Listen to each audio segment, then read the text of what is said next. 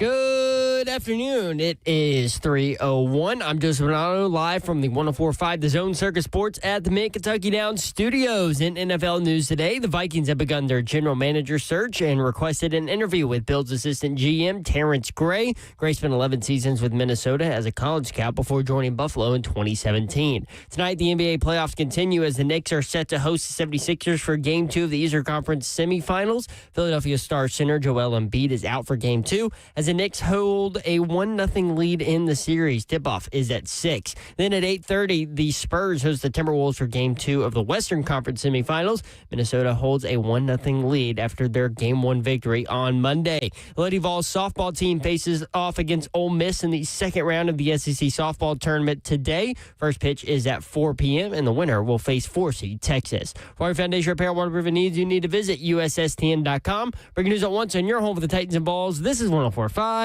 The Zone.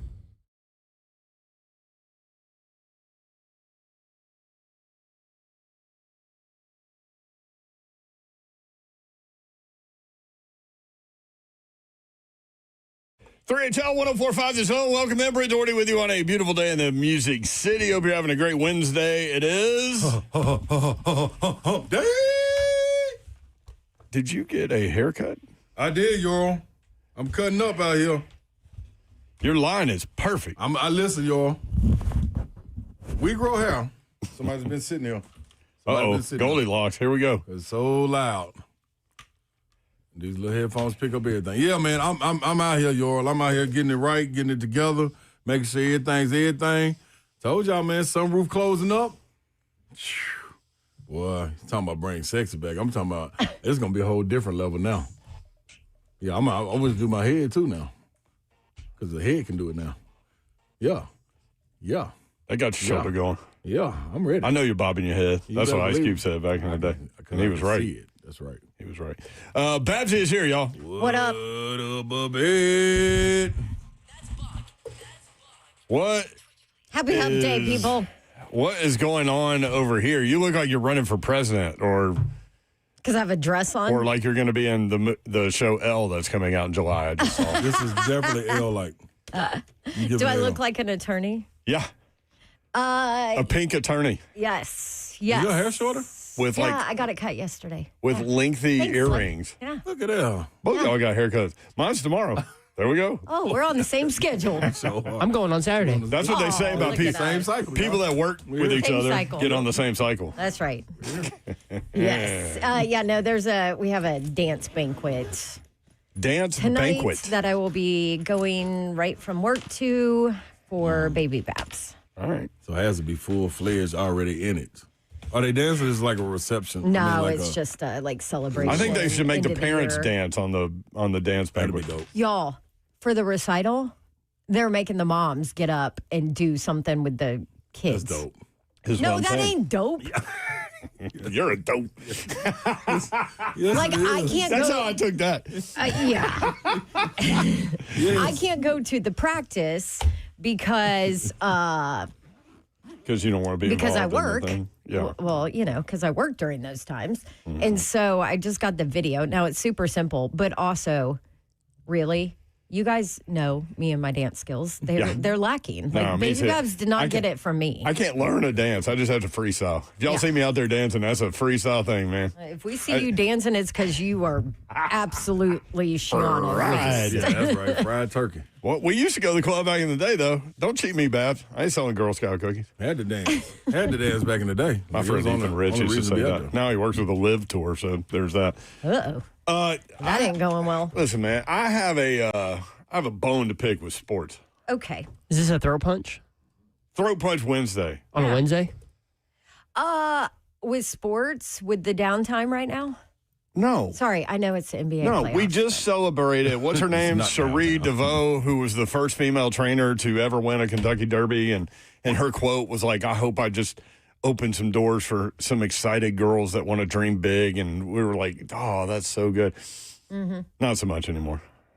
I'm anti golden tempo. Why? Not running in the Preakness. Why?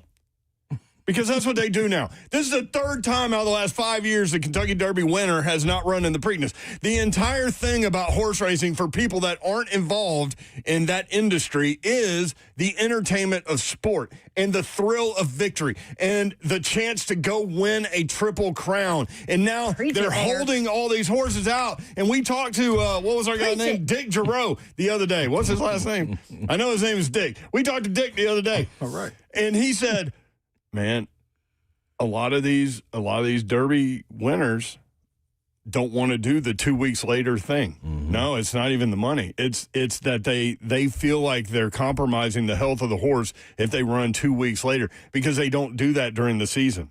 Oh. It happens during the Triple Crown. I'm like, well, why is this just a thing now? Because, like, I'm not watching the Preakness, and I know I'm not the only one listening to 3HL right now knowing the Derby winner's not in the Preakness that's not going to watch the Preakness. Because why would I? Why would I? I mean, I know you're going to watch because you're going to bet on some horse. No, I'm not watching. Okay. Screw them. But anyway. You want the announcement? Hey, I like it, Mayor. Like What's the announcement? I like the passion. Oh. Yeah, he in it. He felt it. I like it. Came from your gut. I'm with you. I thought it was because they worry about the health of the horse because they want to breed the horse and make that's what I would think. bukus of money. That's what I would think. Probably. Yeah. Probably. But what's the whole thing here? So do they Crown. need That's all I've to ever change known, the and I don't even know Preakness it. then? Do they need to change Move it the back? date? Yeah, move it back. Can they? You know what, Derby winner? We're going to move the Preakness. 2 weeks later, you're going to run this thing. You ain't going to have this excuse. Should have to be qualified automatically. You know how many, like, horse people that are into that world are like, Mayor, stop. But I'm serious. I'm coming at this from a sports fan thing. And sports fans that aren't, like, living and dying horse racing are right here in the same boat. Here is the official statement. After much thoughtful discussion as a team, we have decided that Golden Tempo will bypass the Preakness Stakes. We are incredibly appreciative of the excitement and support surrounding the possibility of a Triple Crown run. The enthusiasm from racing fans, our owners, and our entire team has meant more to us than we can properly express. Golden gave us the race of a lifetime in the Kentucky Derby. Yeah, it was an incredible story. So let's just stop. And sorry, I inserted that. That's not part of the statement. Not a part of the statement, if you were wondering. Well, they gave me a comma, so I took advantage of it. Golden gave us the race of a lifetime in the Kentucky Derby, and we believe that the best decision for him moving forward is to give him a little more time following such a tremendous effort. His health, happiness, and long-term future will always remain our top priority.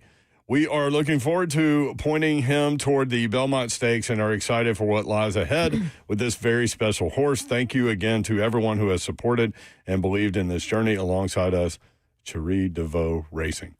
I think now that I've read that out loud, I go back to what Bab said. It's about money. Guess what, too, though? About breeding the health of the horse. Yeah. Like, I do appreciate the health of the horse conversation. It's a horse. Miller. What's the odds of it winning, though? Mayor. It's a horse. Yeah, that was tough. It's a very, very expensive horse. That is that's a terrible take. Well, it's my take. PETA, get him. You know how much They'll be outside. how much is that Let me horse give worth? you his email. How much is Golden Tempo worth? Oh gosh, like Look it up. trillions. Yeah, Trillions. Oh, come on. I mean, seriously, from a breeding standpoint, what was it, 11 of the horse ain't horses? secretary. 18 of 19 of the 18 of horses 19. have No, secretary. 19 to 20. Sorry, There were 20 horses. 19 of 20 horses So that's got to be somewhere around have the trillion. secretary If you look at the earnings. Look at bloodlines. the earnings they can bring Is this in. horse freaking Secretariat? No. Go race for the Triple Crown. That's probably why they don't want to. It's going to go to the pasture and, like, eat grass and stand over by the side of the fence. That's and why they stuff don't like make that. them race, The though. Preakness is Run a 2 more races. completely different race, though, than the Yeah. It is, Kentucky and the Belmont, Derby. too. And just go race them. Go for history. Go They're for like- history. They're like, we won. We don't want to do We it. won the Derby. So- That's it. We Screw y'all. We were, what were the odds? 23 to 1 or something? Also, Yeah. what's the 23 to 1, yes. What's the Preakness on? NBC? You know NBC's like, hey, Cherie, come on. How much is it going to take? You want to know how much? Nobody's Let's have a watching. conversation. Yeah. Nobody's watching that race. You want to know how much Golden Tempo's worth? Yes. Experts think that the value for stud duty for Golden Tempo is between $20 and $25 million. Yeah. Yeah. Each little shot he come up with? How much would it be if he won the Triple Crown? I mean, it'd probably Let's be. go. It'd probably, and that's Come on. after. That was after. I That was the cannot be estimate defeated after in this the Derby argument. win. I cannot be defeated in this argument. Health of the horse, Mayor. Oh, come on. Okay, health of football player. Yeah. He's not playing next year. He's not playing 2 years in a row. NBA players do it, not playing back-to-back. There you go. But this is history. You've got 3 races to win a Triple Crown. I mean, Y'all are right. I can't believe I'm this passionate about this, but you in it. I'm in it. You're very you got, upset. Yeah, you got to ride with it. Well, I was looking forward to watching this horse because I fell in love with the story. And it's almost like the story was like you're listening to a record back in the day and the record's crouch, it's over. Like, what? There's no second song?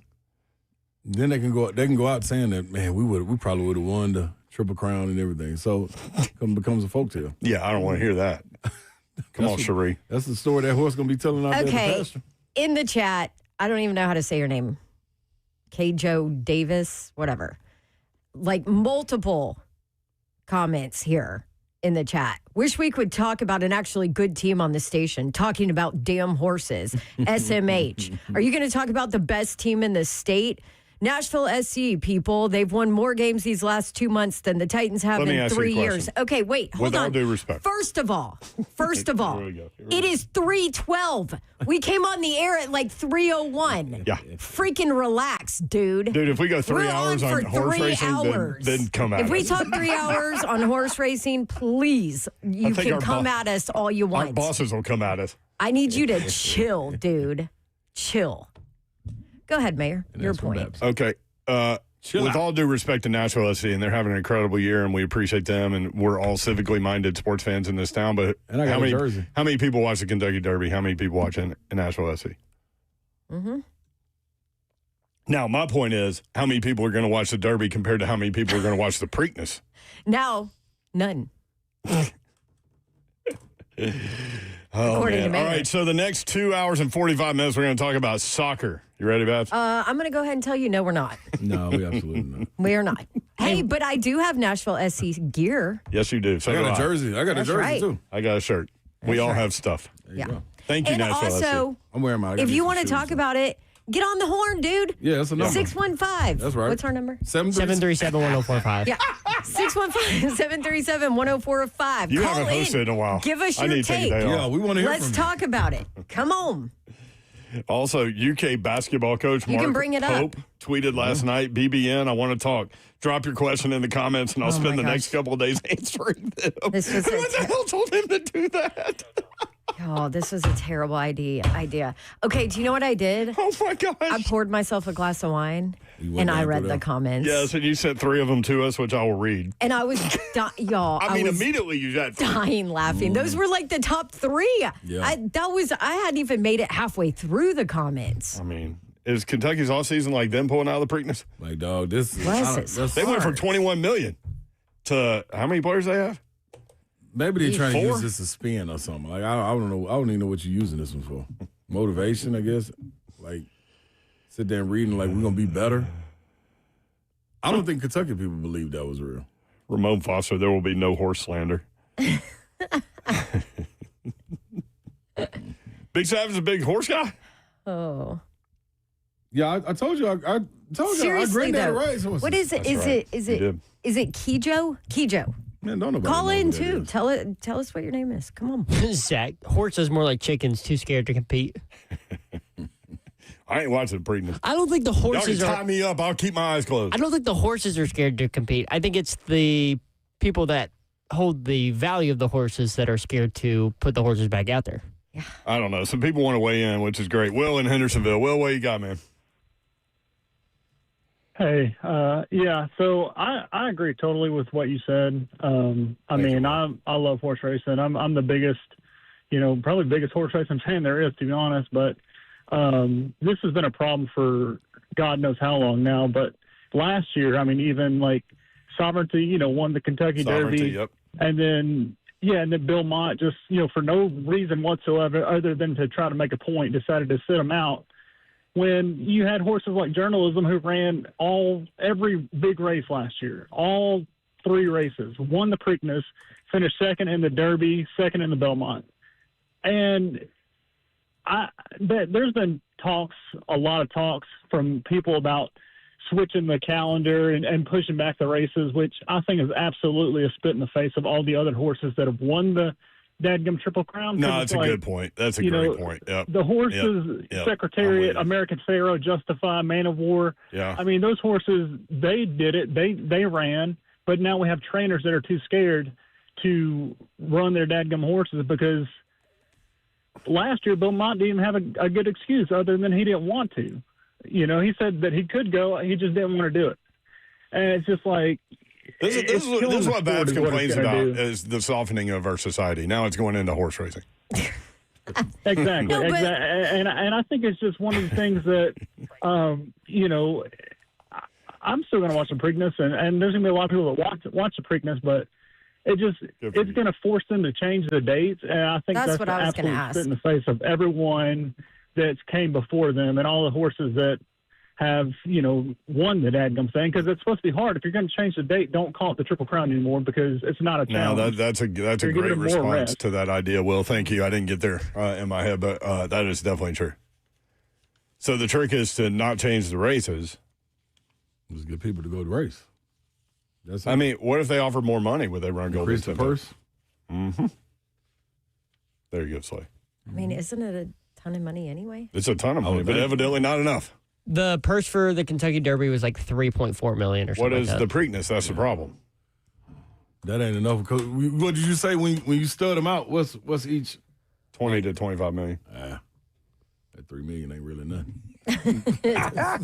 Go get these babies. You win the Derby, you're getting that 20, 25. But if you win the Triple Crown, then what is it? Yeah. What if you lose? Do they devalue you? I think once you get to the 2025, you get to 2025. Okay, yeah. The winner of the Preakness last year was $1.2 million. That was the winner. Oh, yeah. There you go. Yeah. Yeah, up at personal. Hey, man. Money always speaks, right? Yeah. We get out here and make these babies earlier. We're going to be all right. Brian next to talk Titans football. I hope that's okay with y'all. We'll be right back. 3HL.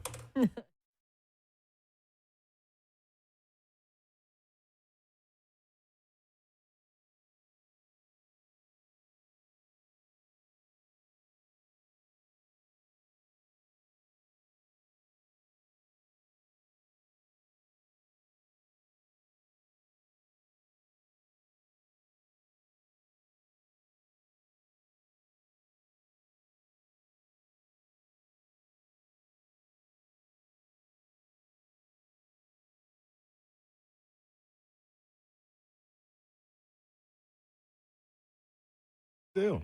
What's happening, good people? It's Low T, and they got to come to you directly and correct. Low T and Synergex, they are doubling up, making this a great opportunity for you. They've helped countless men across the U.S. get their lives back through high-quality testosterone therapy. The standard has been set. In other clinics, they're still trying but not catching up. Not at all. They can't measure up to it. Low T Center has been highlighted for having the highest quality testosterone on the market, and they use only pharmaceutical-grade testosterone, so never compounded. Testosterone so you know what's going in your body. Don't settle for compounded mystery testosterone. That ain't what you want to do. Listen, you probably thinking, man, it's probably just used for activities in the bedroom. Nope. I'm telling you, you want to go out there, you want to gain that mass in the gym, you want to have that energy back flowing. You want to, when your feet hit the ground, you can get up and go. Boom. You ready to roll? Not feeling that tiredness, that lag. This is what Low T entails. I'm telling you, go get your T levels tested. The consultation is free. It's real simple to do. They have the on-site labs to get it done. You just got to go to fixmylowt.com.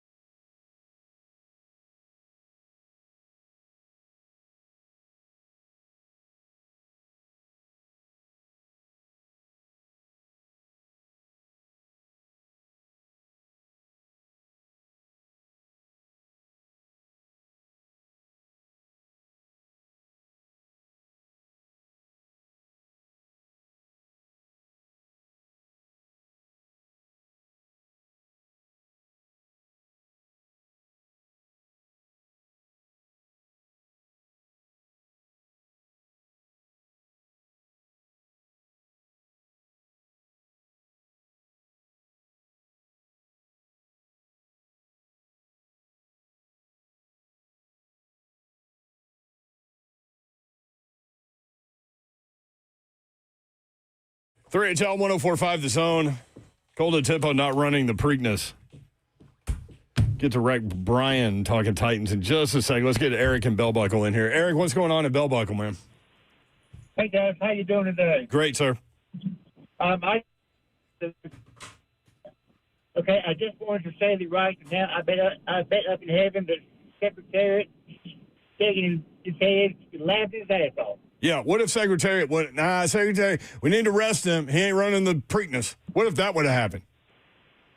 I don't really know, but I can't lose this argument. Myself, I took a picture of Secretariat back when I was probably a junior in high school. Yeah, So 1973. Right.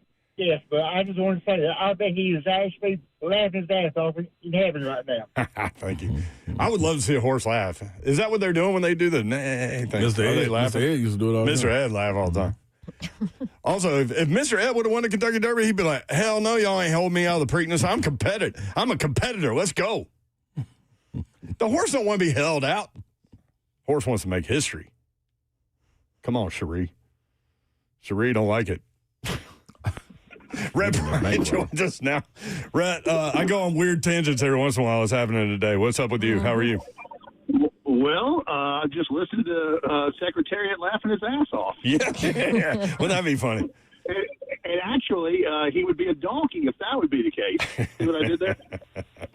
Okay. Who was the donkey in Shrek? Was it Eddie Murphy? Yes. Yes.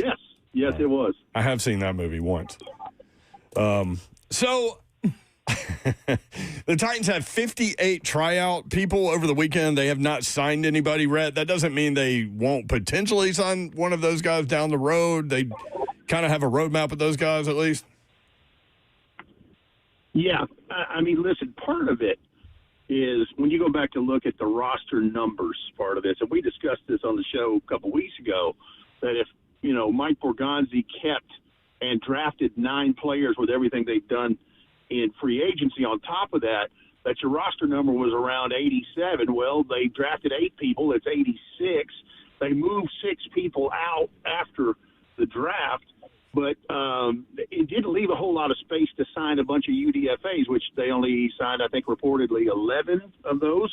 So it just comes down to a numbers game. But the 58 tryouts and all that stuff, you just had to get through rookie minicamp. Like, obviously, you can't have veterans involved in that for the most part, and you needed bodies to get through that. And it's not like they did anything earth-shattering. This was the equivalent of, freshman orientation in college is what this was, basically like. Because, I mean, you heard Robert Saleh say we're not going to do a whole lot. It's really finding out where you are, what you're doing, how things work, what's the flow, those kinds of things. Well, and some of those drills, Bones Fossil said we were basically just clearing out the training facility and using everything we had, which was kind of funny. But when you see some nationally of those just totally went nuts and overboard on that. Jimmy's video of Tyron Montgomery, I mean, he said 5 million views on that. And all that looked like to me, Rhett, and to combine that with what you just said and described, looked like free play back in the day in recess. You know what I mean? Just go out there and run around. Absolutely. And look, part of that, I mean, getting that kind of views, we're to this window of time where the season is still too far away, training camp's still just a notch away, and you guys are finding it out topically. You're trying to make, some sports talk happen until we get to the meat and potatoes of the college football and the NFL season. That's what this is. True. Very true. So, Gordion, like I asked Jim Wyatt yesterday, so what's the next step with this regime? You think you evaluate these guys, you call some back, but the main thing is to get the OTAs and see what these guys are, how they gel, right? Yeah, I mean, look, I'm not saying they won't call any of those 58 back, but the fact that they didn't pick up anybody out of those 58 tryouts tells me a lot. Right. And, yeah, maybe it is something evaluation-wise for something down the road. Mm-hmm. Maybe there's a handful of those they like. They just decided not to do anything with. Because here's the other part. I mean, there are still some free agents floating around out there, and there's actually some notable names on there. So there's just part of this where you're trying to get through the OTAs that are upcoming and mandatory mini camp, and then get ready to take that break before you come back in late July. Did you have a thought or feeling about with Coach Saleh keeping guys out? You know what I'm saying? Like, you know what he went through before when he talked about his with Dante Fowler and that kind of being a black eye on him, and he kind of like, man, I'm gonna do it this way. You have any problem with that, or you was cool with it? No, listen. Think about this, Slay. I mean, the game in terms of the off-season programs and the lead-up to training camp changed drastically in 2011, right? When the collective bargaining agreement was struck at the 11th hour, and the NFLPA had bargained for less practice time and less padded practices, and these, we've seen things change. I mean, Brent can attest to this, and Dawn can too. There were two-a-days when we started covering this stuff. Yeah. And, there was it was a lot. And it is just a shell of that now. But, no, I don't have a problem with him backing off of that. And I think just what he was mentioning in Dante Fowler Jr. was just an example as to why he wouldn't do that. Because, again, as Mac would say, there's a lot of those guys out there this weekend that didn't know they were foot or horseback. They were just trying to figure out where they were going and what they were supposed to do. And so you got through that weekend, and now you're looking forward to the OTAs part of this and getting towards that mandatory minicamp. Foot or horseback, meaning if you're on your horse, you have everything figured out. If you're on foot, then you've fallen off the horse and you're trying to figure it out. I love that mechanism. That's exactly right. Yep. That's right. And he also was saying they didn't know if it was pumped or stuffed. I know you and Mickey Ryan back in the day, I'm sure he still does, loves the story of the undrafted free agent. Is there a guy that kind of sticks out to you in that group, potentially? I mean, obviously, Tyrone Montgomery from John Carroll is very interesting to me. And then when take a minute and go down the rabbit hole of the alum that came from John Carroll University. It's a who's who. There's some royalty in there. But that's one. The Hank Beatty kid, the receiver from Illinois, who somebody, and I forget who it was on X, put out his drop rate last year per PFF was lower than Carnell Tate's was. It was best in the country. Yeah. And obviously, the safety Bishop from USC. Southern Cal. Yep. Yeah, he's one that I think is interesting because I think a lot of people had him as a day 3 pick, and he ended up being what people call a preferred free agent. But, yeah, there's a couple in there that are interesting to me. And obviously, what they signed, 11, I think 10 or 11 of those guys. There's not as many as we've had in recent years, but those are the 3 that immediately come to mind. Rhett Bryan with us on 3HL. So the offseason continues, and Jim White pointed out something that you were kind of talking about too, is that usually there's a couple weeks after the draft before the rookies get out there, and maybe that's part of the decision-making process. But the next time they'll be out there will be with everyone. And one of the main things we talk about every year is the rookies and undrafted free agents learning how to practice on that NFL level. And that's something that, we'll all be paying attention to when they get together. That's absolutely right. And that's what, this is and has been for these guys since they had their name called or since they got a phone call saying, hey, we'd love to have you come aboard and let's see what we can do with you. And that's the other part of it is, as these vets are in there in what I guess is now phase 3 of the off-season program, they get to be around the older guys, and by osmosis, if they're really smart, which I believe a lot of them are, they'll, start learning how to be a pro. Hey, how do I do this? What was the biggest challenge you had when you came in here as a rook? And, what was this period like for you? And what was the most difficult part of practice? Just being a sponge and asking questions. It's a huge part in what they're trying to do in all this. And obviously this is a kind of a learning process for everybody except for the free agents that came from either Robert Saleh or Brian Table, because it's all a new deal now. Unless you're playing special teams, you're all trying to learn how coaches want it. Another storyline we'll all be paying attention to is that center guard triangle. Left guard, we know, Peter Scarlatti, but center and right guard with Schlotman, with Volson, with Carmona, with Coogan, with Jackson Slater. Going to be battle there. Maybe Schlotman is the center, and they know that. I don't know, but I think certainly there's a battle at right guard. I do, unless they do something else between now and when that happens. Yeah. I do believe the same thing. I think, with where that center guard triangle is and the names you mentioned, I can't help but think, and this sounds crazy, but both Pat Coogan and Carmona will have a chance, certainly to compete to start out with, but the chance to earn those jobs at some point in the season, if that's what they stay with, status quo with who's on the roster, just because that's one of the more glaring things I think that still people have question marks about as far as the roster depth. And listen, that's the other thing. Remember this, I know I've mentioned Coach Mack twice already, but he told us they were 2 acquisition periods of draft and free agency away a year ago. So the cupboard's still not full yet. They're trying to figure all that stuff out. But that offensive line group, and especially right guard and center, will be something that everybody will be charting who's getting what snaps with what team, and who's with the 2s and who's with the 3s, just like we will in some of the other places on the roster. Totally get that.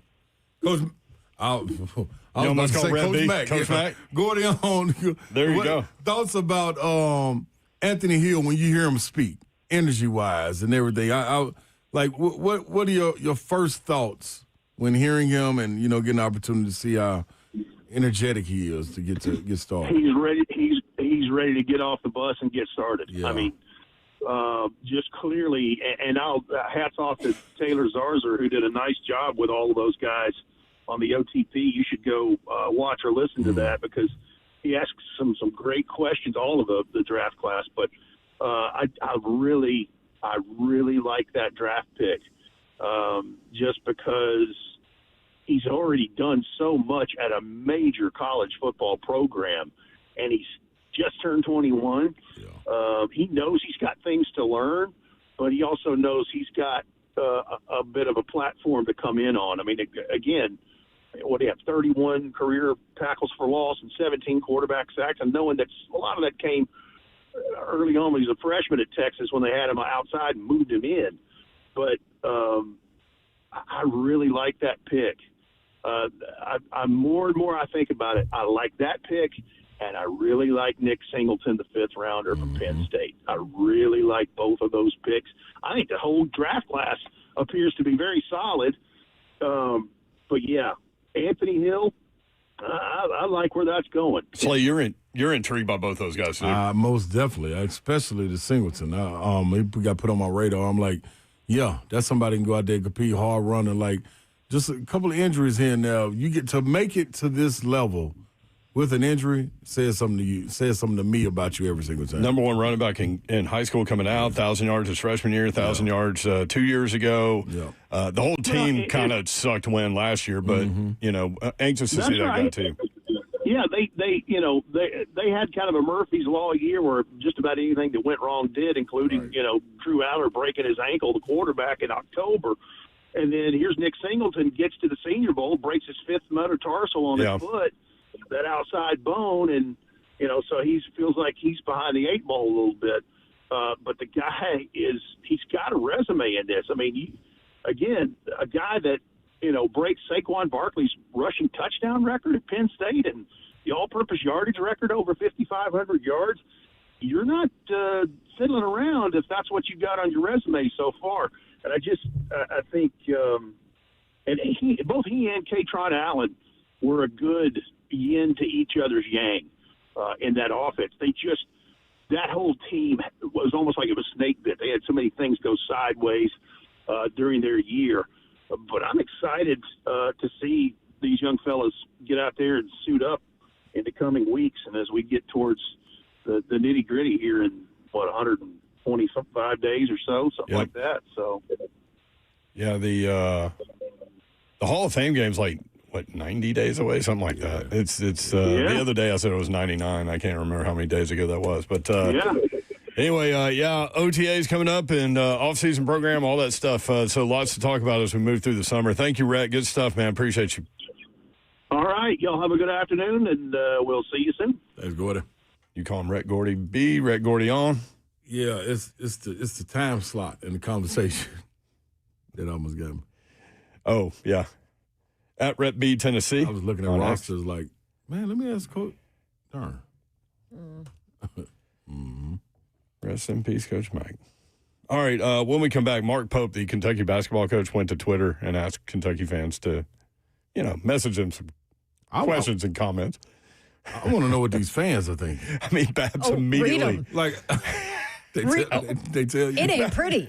Babs And opened a then bottle of wine. Yeah, I opened a bottle of wine, poured it, and sat my butt down and was like, oh, this is going to be good.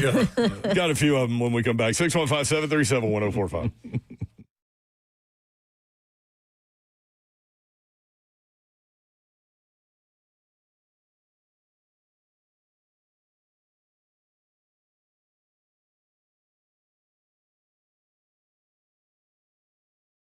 Listen up, good people. Every year, that opportunity comes around where you're ready to celebrate and you're ready to get up, you're ready to go get active, and boom, what happens? You get locked up. I'm talking about your back, your joints. You can't get moving like you want to get moving, so you need an MVP to come in and save the day for you. The Joint Chiropractic is the one that'll do that for you, the real MVP of Middle Tennessee. They got 17 locations for you to pick from all across Middle Tennessee, and they're open days, nights, and weekends. So whenever that back acts up, maybe you got up, you want to do that morning run, and you can't really move, well, just slide on in there.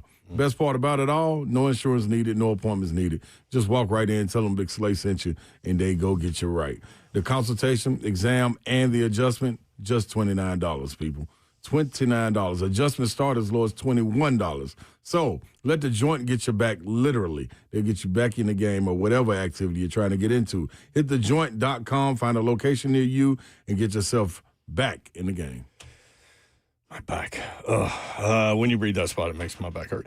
Gupton Motors, your home for Chrysler, Dodge, Jeep, and Ram. GuptonMotors.com is the website. Check out the latest Jeep lineup, adventure-ready SUVs built for Tennessee roads. Ram trucks with the power, the capability, the toughness to get the job done. Stylish, comfortable Chrysler cars, perfect for everyday driving. Huge selection of new vehicles, huge selection of pre-owned vehicles, and a team that makes buying easy. Exciting news, a brand new, bigger and better Gupton Motors location is done. 3224 Tom Austin Highway, just 30 minutes from downtown Nashville, just up the road from the original location, making it even easier to visit. Again, 3224 Tom Austin Highway, Gupton_Motors on Instagram, Gupton_Motors on Instagram. Check them out there. But again, GuptonMotors.com is the website. All the dealership information is there, address, phone number, all the ways to get in touch with them and find them. All of the inventory is there, new and pre-owned, as I mentioned, and all the deals they have going on in the month of May right there, GuptonMotors.com. Experience the difference at Gupton Motors in Springfield, 3224 Tom Austin Highway. For the best buying experience, you got to go to Gupton.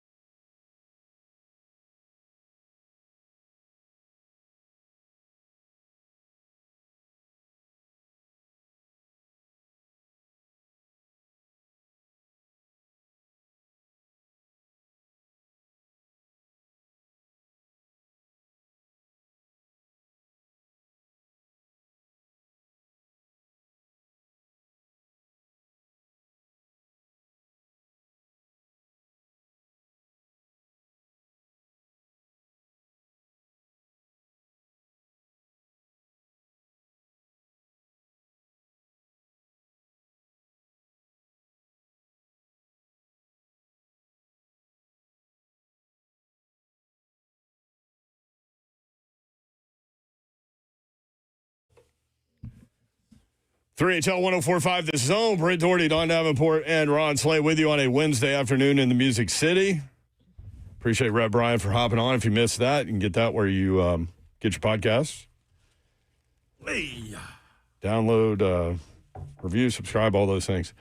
All the shows on The Zone. You can get the podcast. We appreciate that. 1045thezone.com. Zeph came up with a 2014 playoff based on 2014. last year.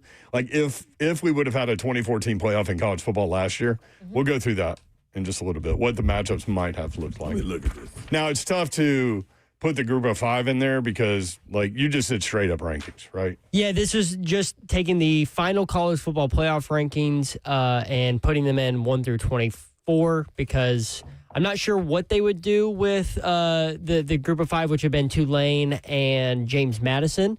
So I just left them in their ranking spot.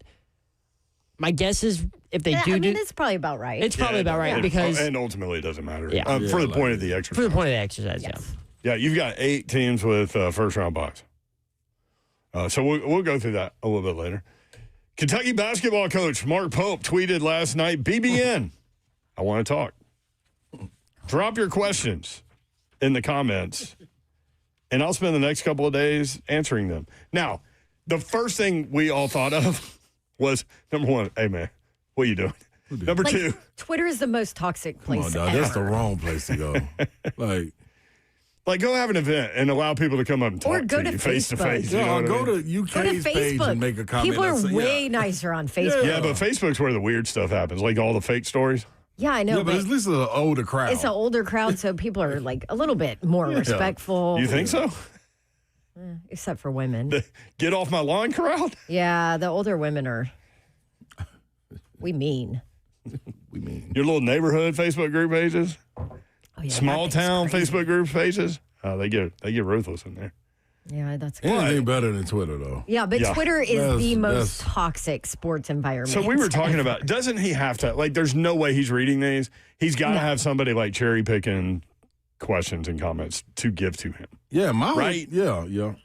I hope so. For his mental well-being. What is he looking to get out of it is what I want to know. Like, the answers you Like, going are to they get, dog. trying to be, are they trying to be like, What they trying to do. I don't, transparent's not the word. No, it's not. Like interactive? I don't know what the exercise is. Accessible? Better Are they way to trying do be it, though. accessible? Yeah, like, There are better ways to do it. he just jumped on this, terrible like, idea. 2 days ago also, going fishing with a recruit. Like, you went fishing with a recruit. Like, really? That's And he tweeted about it? they put a whole little video out. The little videographer went with him and did this. I'm not a fishing guy. I'd be like, Coach, I'm good. No, the dude wanted to do it, but it's like, But is Mark This what we Pope gonna a do? fishing guy? yeah, like he I was don't know. teaching him how to, Also, did he get him? that's the other part. Well, he's a 27. He's the number 2 player in the 27 class. Okay. Oh, yeah, well, he's going to do whatever that kid wants to do. But that's the whole problem, though. Like, they don't have problem. I hit up a guy that's in the know up there last night when Babs sent this. And I'm like, my exact words.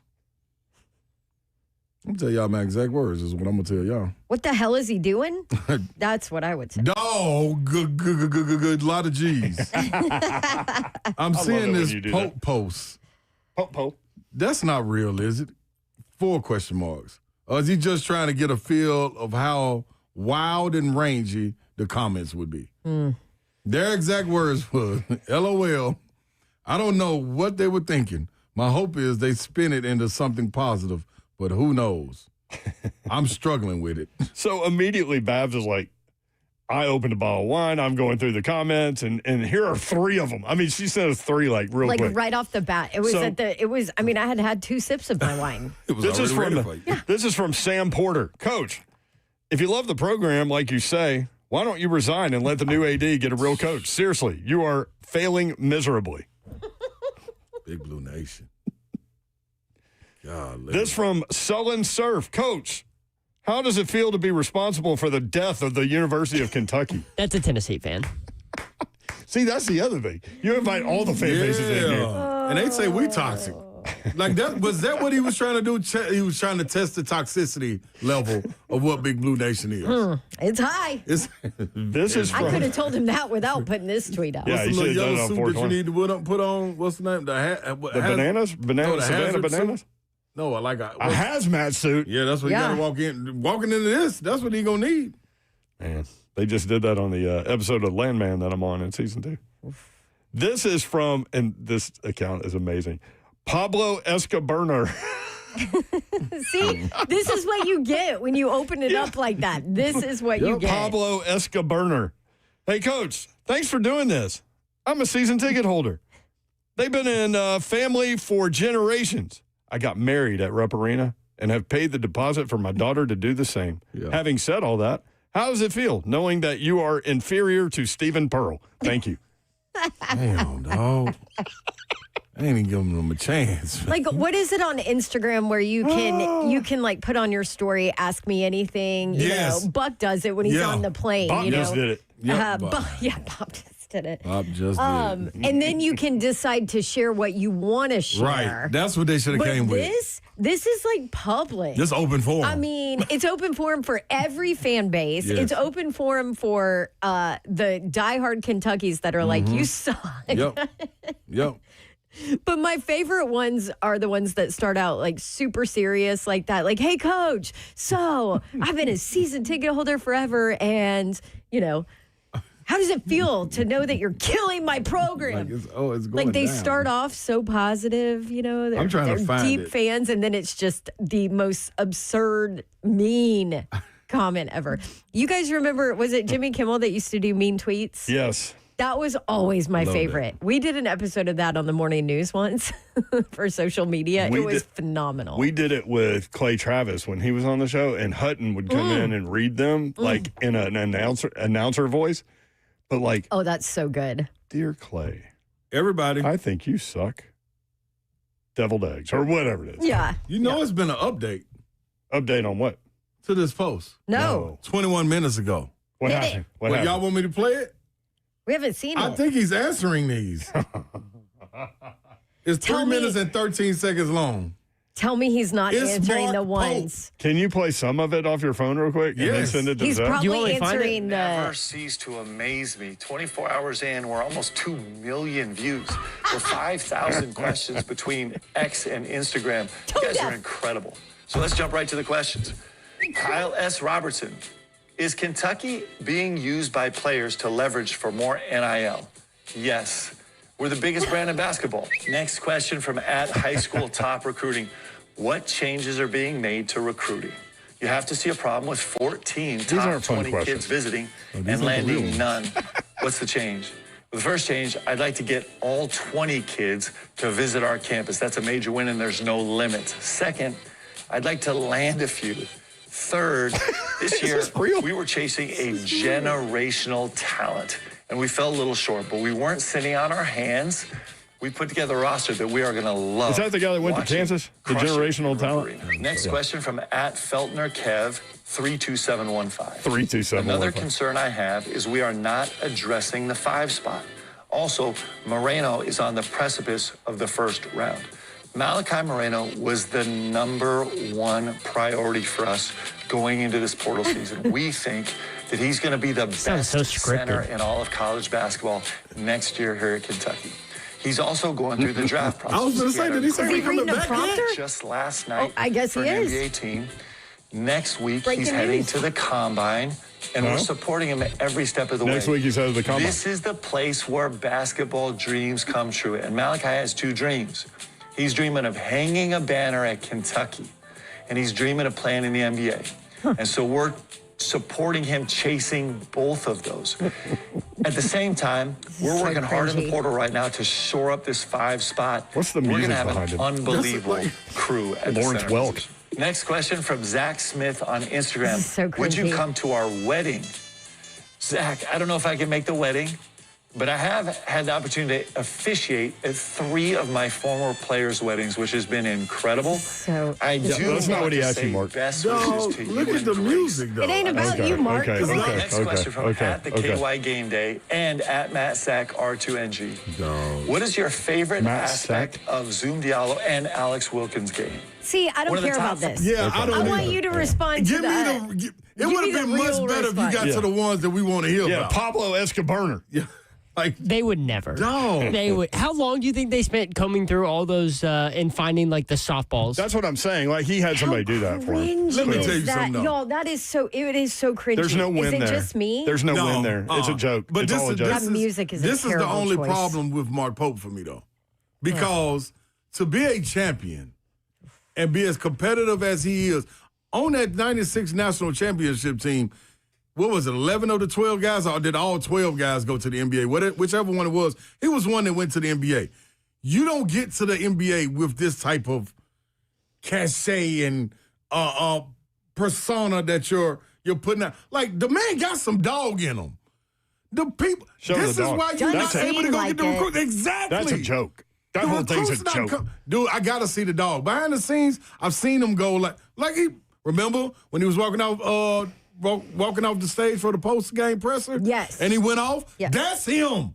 Show that to the world. I promise you. So you know what Everybody, that you can tells still be me? a good dude, dog. Pressure's getting to him. Man, that's All I can think about with man. that music is that there's like bubbles in the air and stuff like that. Like, That I mean, is that a whole terrible choice As on a music. player, that What are we doesn't invite doing? me. thing. No. All right, more Not 3 and 10 enticing. coming up. 615-737-1045.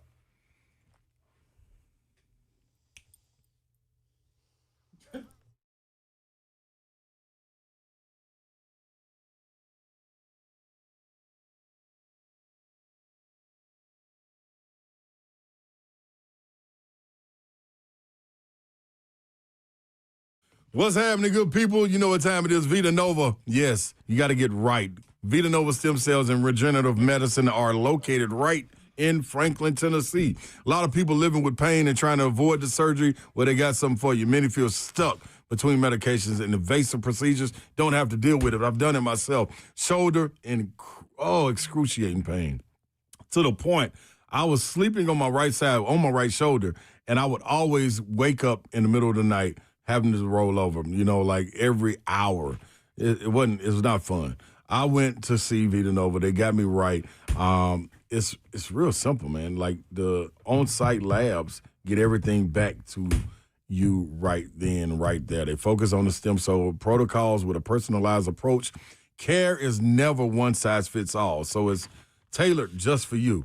Get in on it right now. They're offering a free consultation, 615-801-8005, 615-801-8005, VitaNovaTN.com.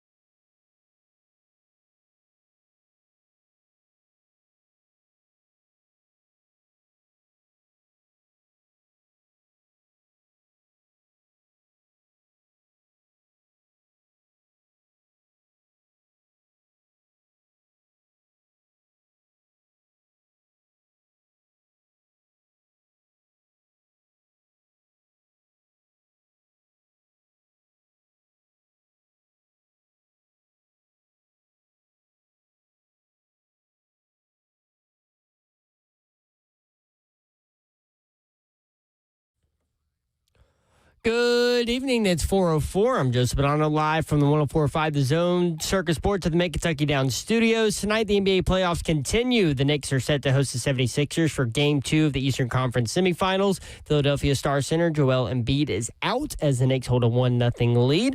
Tip-off is at 6. Then at 8:30, the Spurs are hosting the Timberwolves for Game 2. Minnesota with a 1-0 lead after winning Game 1 on Monday. Lady Vol softball team faces off against Ole Miss in the second round of the SEC softball tournament. First pitch is any minute now, and the winner will face off against 4C Texas. For all your foundation repair and waterproofing needs, you need to visit USSTN.com. Bringing news at once in your home for the Titans and Vols. This is 104.5 The Zone.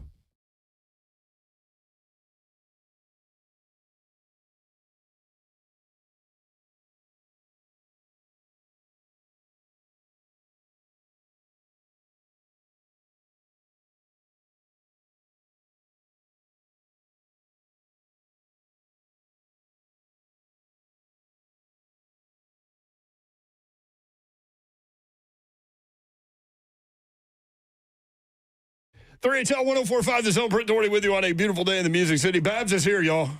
Hey, let's go. Happy Wednesday, everybody. You look very distinguished over there in your pink suit. It's a dress. You guys are acting like I'm in a damn superhero costume or something. Like you've never seen me in a dress. Feels like you're about Actually, to dress. you probably haven't. Feels like you're about to address a nation or something. Slay needs to do that. I'm in the that's for building. sure. I'm in the building.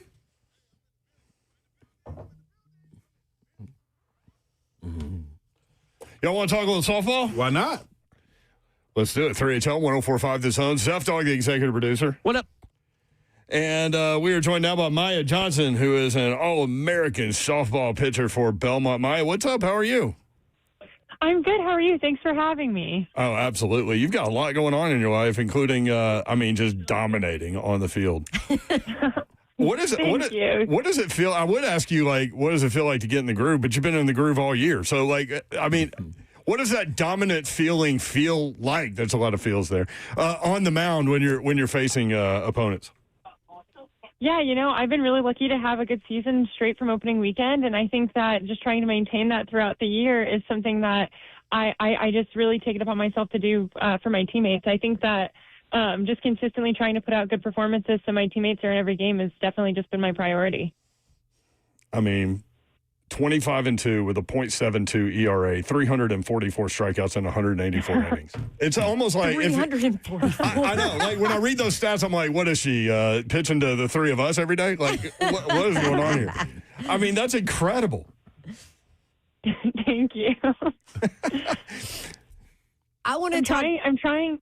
Oh, go ahead. No, go ahead. I was going to say I'm trying to beat my numbers from last year. That's the goal. Wow. Well on the way. Set your own bar. Okay, so I want to talk about your story and your journey. Obviously, always played sports, softball, also, from what I hear, martial arts, like kickboxing. Martial arts? Yes. Did you compete in that growing up? Don't charge the mount on you, Maya. Yeah, no, I fought for Team USA. I went to Montreal and Quebec, Canada, and fought for Team USA growing up before I got more seriously into softball. I was a world champion bronze medalist, a world championships bronze medalist in kickboxing. Good Lord. So seriously, batters know that, right? Like nobody's charging the mount on you. We don't hit people on purpose really in softball, so I don't know when I'd ever get in that situation to begin with. But yeah, I think I'm safe there. That is a great point. I've never seen that happen. Maybe we should put that into the game. I don't know. Listen to her. She's so nice too. There's no way. But she'll kick your ass. Yes, she could. Bronze medal. Okay, but there's even more to your story. Just in high school, you started having symptoms, tired, you had joint pain, balance issues, a whole lot of stuff going on. So fill everybody in on what happened. I think it was your sophomore year of high school and what they found that totally affected your journey. Yeah, my sophomore year of high school, I was having a bunch of symptoms and I got really sick. And after a long, couple months of workup, they diagnosed me with lupus. So I've had lupus since my sophomore year of high school. It's an autoimmune condition where your immune system attacks your healthy organs and tissues. And that's been something I've struggled with for the last 9 years. Most recently, this past off season, I went through some chemotherapy for it. So it's definitely something that's been consistent area of adversity, but it's something that I've learned to manage. And like I said, I've been dealing with for the last 9 years. Oh, insane. Have you talked with anyone, in terms of dealing with adversity and trying to help you get through things that you can't control like that? Yeah, I work with a sports psychologist. I've worked with a psychologist since I was first diagnosed. It's not something that's super easy, but it's something I'm very candid about because it is something that impacts my day-to-day life. And like I said, has impacted me for the last 9 years. So just being able to have someone externally on the outside to talk through those things with, that's something I've done through the entire time of having my diagnosis. Well, on top of it, so you are a standout softball player, you commit to Pitt, you get there and they don't let you play. They don't clear you medically, right? I mean, this is your third chance here to actually play. Just talk us through that. Yeah, so the day before I moved in for my freshman year of college, my head coach at Pitt at the time had called and said that the team physician wasn't going to clear me to play because of my lupus. And so I tried for that first year to change her mind. I went to specialist. I tried to prove that I would be able to be cleared and be able to play. And she just said no. And so I entered the portal and transferred to my first school. And then that coach left. So then I transferred to Belmont. So, this is my third school that I was at. And it's been the biggest blessing. So what is the biggest challenge in dealing with lupus and playing at a high level with, academics involved? Obviously, Belmont, a high academic school. What's the biggest challenge for you in managing all of it? I think the biggest challenge for me is just learning when I need to give my body a rest. I think that early in my college career, I sometimes would push myself to try and keep up in certain things with my training because I was worried my teammates wouldn't think that I was giving it my all. And I think in building relationships with my teammates and knowing that and trusting in the fact that they know I'm giving it my all, and if I'm altering something, it's because I have to, not because I want to, has been one of the most challenging things. But I've learned that through my 4 years, and so I'm okay modifying workouts now or adjusting my lift schedule so that way I'm able to perform the best of my ability. But I think that was something that took me a long time to be okay with and took me a lot of time to learn how to do. So a round of chemo in fall of 2025, what kind of a toll did that take on your body? It was really rough. There was days where I didn't think that I could do it anymore, and I really relied on the people around me to help carry me through that. I mean, I was so sick. I'd go in on Fridays for infusions, and then I wouldn't leave my house for Saturday, Sunday, Monday, and I was so sick. My teammates would bring me food. They would bring me to appointments, and then I was trying to train Tuesday, Wednesday, Thursday, Friday before my infusions, so that way I would be ready when season came around. So it was something where I was just nauseous and tired and sick all the time, and it was something that I didn't know if I was going to get through it. And I think a lot of the reason I did was because of my outstanding support system, whether that's my coaches, my teammates, my athletic trainer. Everyone was just so incredible during that. Belmont softball All-American pitcher Maya Johnson, first team All-Missouri Valley Conference pitcher of the year, third overall pick in the AUSL college draft that just happened. And the conference tournament starts tomorrow. A lot going on for Maya. It's going down. Yes. Yeah. Busy week. Maya, when you were coming up, who were your influences? When you were watching, because to one, going to martial arts, and what made you go into that? And then two, softball, who were you looking up to? You can start with the martial arts part, or the influences. Okay. So my dad is a former Marine, and so he didn't want us doing dancing when we were younger, so he put my older sister in martial arts. And yes, I got to put my 5-year-old in martial arts. Yeah, Babs has a daughter that needs to talk to your dad, I think. Absolutely. Yeah, so it was one of those things where my dad put us in martial arts, and I saw my sister doing it, so I wanted to do it, and it was something I stuck with. There's a fighter, Jody Tension, who was a multiple-time world champion. when I was younger that I looked up to that whole time. And that was like my martial arts influence. I was big into UFC after the fact too. I mean, that was like peak time for Ronda Rousey. So I watched her when I was younger fighting. And then transitioning over into softball, the two pitchers that I grew up watching were Monica Abbott and Kat Osterman. I watched them since I was really, really little. There's also a pitcher at Notre Dame named Laura Winter who I look up to. That's why I wear my sunglasses now, who was just incredible. And that was those are some of my biggest influences when I was growing up, first starting to play. Love that right there. When you get that opportunity to speak back, because I'm sure you will if you haven't, what would be one of the things you tell somebody that was trying to get into the sport, what to look out for? Because to make it to this level, all these strikeouts you got, this didn't come overnight. I know martial arts is different kind of mental part that you can put into the game, but dog, that's a little bit different, Maya. All these strikeouts you got now. I think I've learned stuff from both. I think with martial arts specifically, I learned that you have to get going right away. I mean, I think sometimes people say, like with softball, like, oh, right, failure's part of the game. But when in martial arts, failure is not an option. If you fail in martial arts, you're probably getting beat up. So I think early on, you have to learn to be really self-assured and self-confident in your abilities. Because when you're stepping in a ring to fight someone else and you know they're doing the same to you, you can't be scared or doubt your abilities because that's how you're going to get hurt. So I think early on, I learned self-belief and self-confidence was pivotal to my success in my sports. And then I think with softball, it's, I think a little bit different in the sense that when I was younger, I did fail a lot and I had to be okay with failure and accept that as something that was going to help me grow and learn from every failure that I had. I mean, I think my whole first year of rec ball, I didn't get a single hit, which is maybe why I'm a pitcher only now and I don't stand in the box. I get that. But just being okay with learning from each failure and using that as motivation to continue to get better and strive to get better for yourself. I think in both situations, you can learn something very, very different. Maya, I know our producer has your number, and Nashville can be a little crazy down on Broadway. So if I ever get into a little pinch, mind if I tell them, you know what I mean, send Maya a text, I need her to come ASAP, help me out. You know, that's what my teammates say too. So. There it is. So have you found things about Nashville that you love? Sorry, can you repeat that? You cut out. Have you found things about Nashville that you love, like a restaurant or something to do? Absolutely. I love the food scene in Nashville. There's a place called Biscuit Love that I am a regular at. They know me by name. I've been a 4-year regular there. Literally know me by name. I come like every single week. I tell everyone about it. So that's like number one favorite place in Nashville. I go there all the time for breakfast. It's like a game day ritual now. Out in Brentwood, there's this place that I think is it from Utah? It's called Swig. That opened up this year. Also incredible. Really like that. But also like just Broadway, Midtown, like all of the country music in the area. There's so many good things about Nashville. Yeah. I love it. Belmont playing Thursday against Illinois State. Maya Johnson, All-American. Thank you very much for the time. Fun to get to know you on the 6-7 minute basis that we were able to. But thanks for hopping on, man, and keep pushing. Thank you. Have a good day. Thanks for having me on. Maya Johnson, how about that?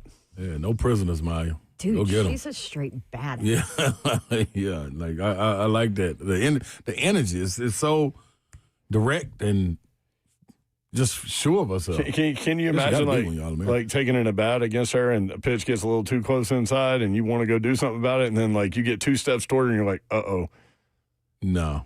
She's a martial arts champion. What am I doing? Yeah, I wouldn't even think like that because I'm not getting in the box anyway. Oh, that's true. Yeah, she graduated with honors in nursing and is enrolled in the Belmont Medical Doctoral Program. What else you gonna do? Yeah, what's she doing talking to us? Huh? So, by the way, she's smart too.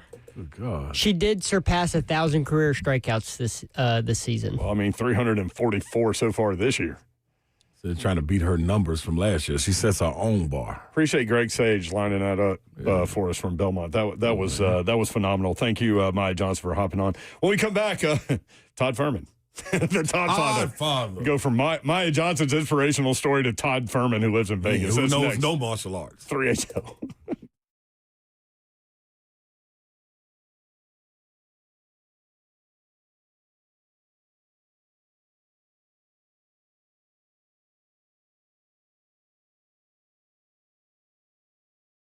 I want to tell you about my friends at eSpaces. eSpaces.com. Maybe you're a startup, maybe you're an entrepreneur, maybe you're growing a small business. Finding the right workspace should not mean settling for a noisy cookie-cutter co-working situation. Your business deserves better. Welcome to eSpaces. They are not just another shared desk. They are your premier professional office solution. Whether you're a solo entrepreneur or a team of 20, they are dedicated to helping you find the perfect fit for your business to thrive. What truly sets them apart? eSpaces. John Pirtle and his crew, proudly locally owned and operated. eSpaces.com is the website. 15 Middle Tennessee locations. You can find them all there. Private offices, team suites, meeting rooms that are fully equipped, 24/7 access, flexible terms, beautiful professional spaces that are move-in ready. Perfect for you. Whether you're scaling up or just getting started, eSpaces provides flexibility without compromise. Want to check them out? You can. eSpaces.com. You can see all 15 locations and everything they are about right there. eSpaces.com.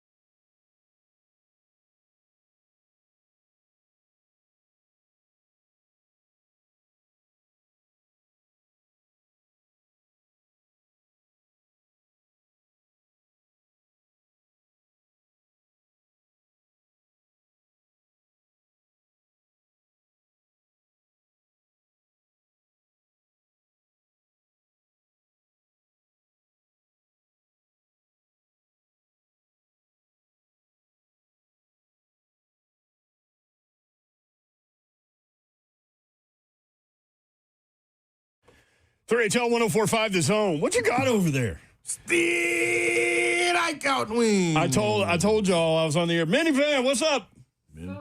What's up, Minnie? Oh, my God. Yeah, Minnie. You want some wings, strikeout wings, Minivan? Mm-hmm. What flavor you got, Slay?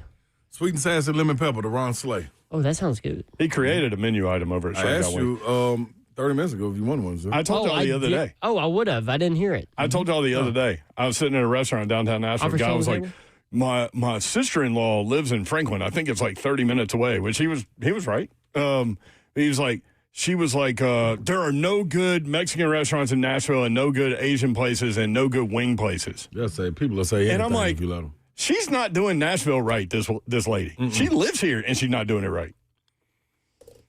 People just don't understand. They don't know where to go.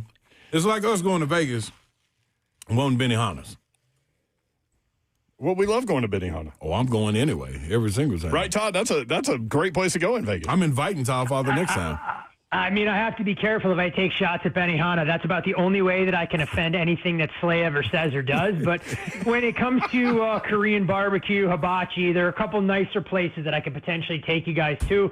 But Slay, you might have to put on sleeves for those kind of establishments. I know that's a little bit out of your comfort zone. Why wouldn't you tell me this? Why are you telling us this now, dog? Why are you telling us this now? What was the Italian place you took us to? He dressed Slay dressed up for that one. A good poker player doesn't show his entire hand right away. You got to slow play it a little bit as you go. And as if I've led you astray with our team outing dining experiences in Vegas so far. So give me a little bit of credit, dude. here. You betting 1,000 right now. You took us to the one place where somebody eventually there was a pipe bomb out in front of it, and it was like a famous scene from Casino. Not the pipe bomb, but like the restaurant itself. And then you took us to a great place last time, and Slade did dress up for that one. No, this is the problem though. Like when he's betting this 1,000%, like at some point. Shohei's going to get up there, or Paul Skeen's getting up there. Shohei Todd think he can hit everybody. You can't hit everybody, Todd. So which one are you going to miss out? You going to strike out on the hibachi that you're going to tell him to go to?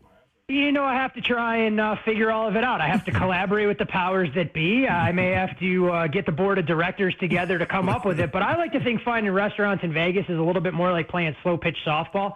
That if you're not hitting 750 and hitting to the right fielder that can't throw anybody out at first or second base, then you're not exactly doing a good job in the grand scheme of things. I get it.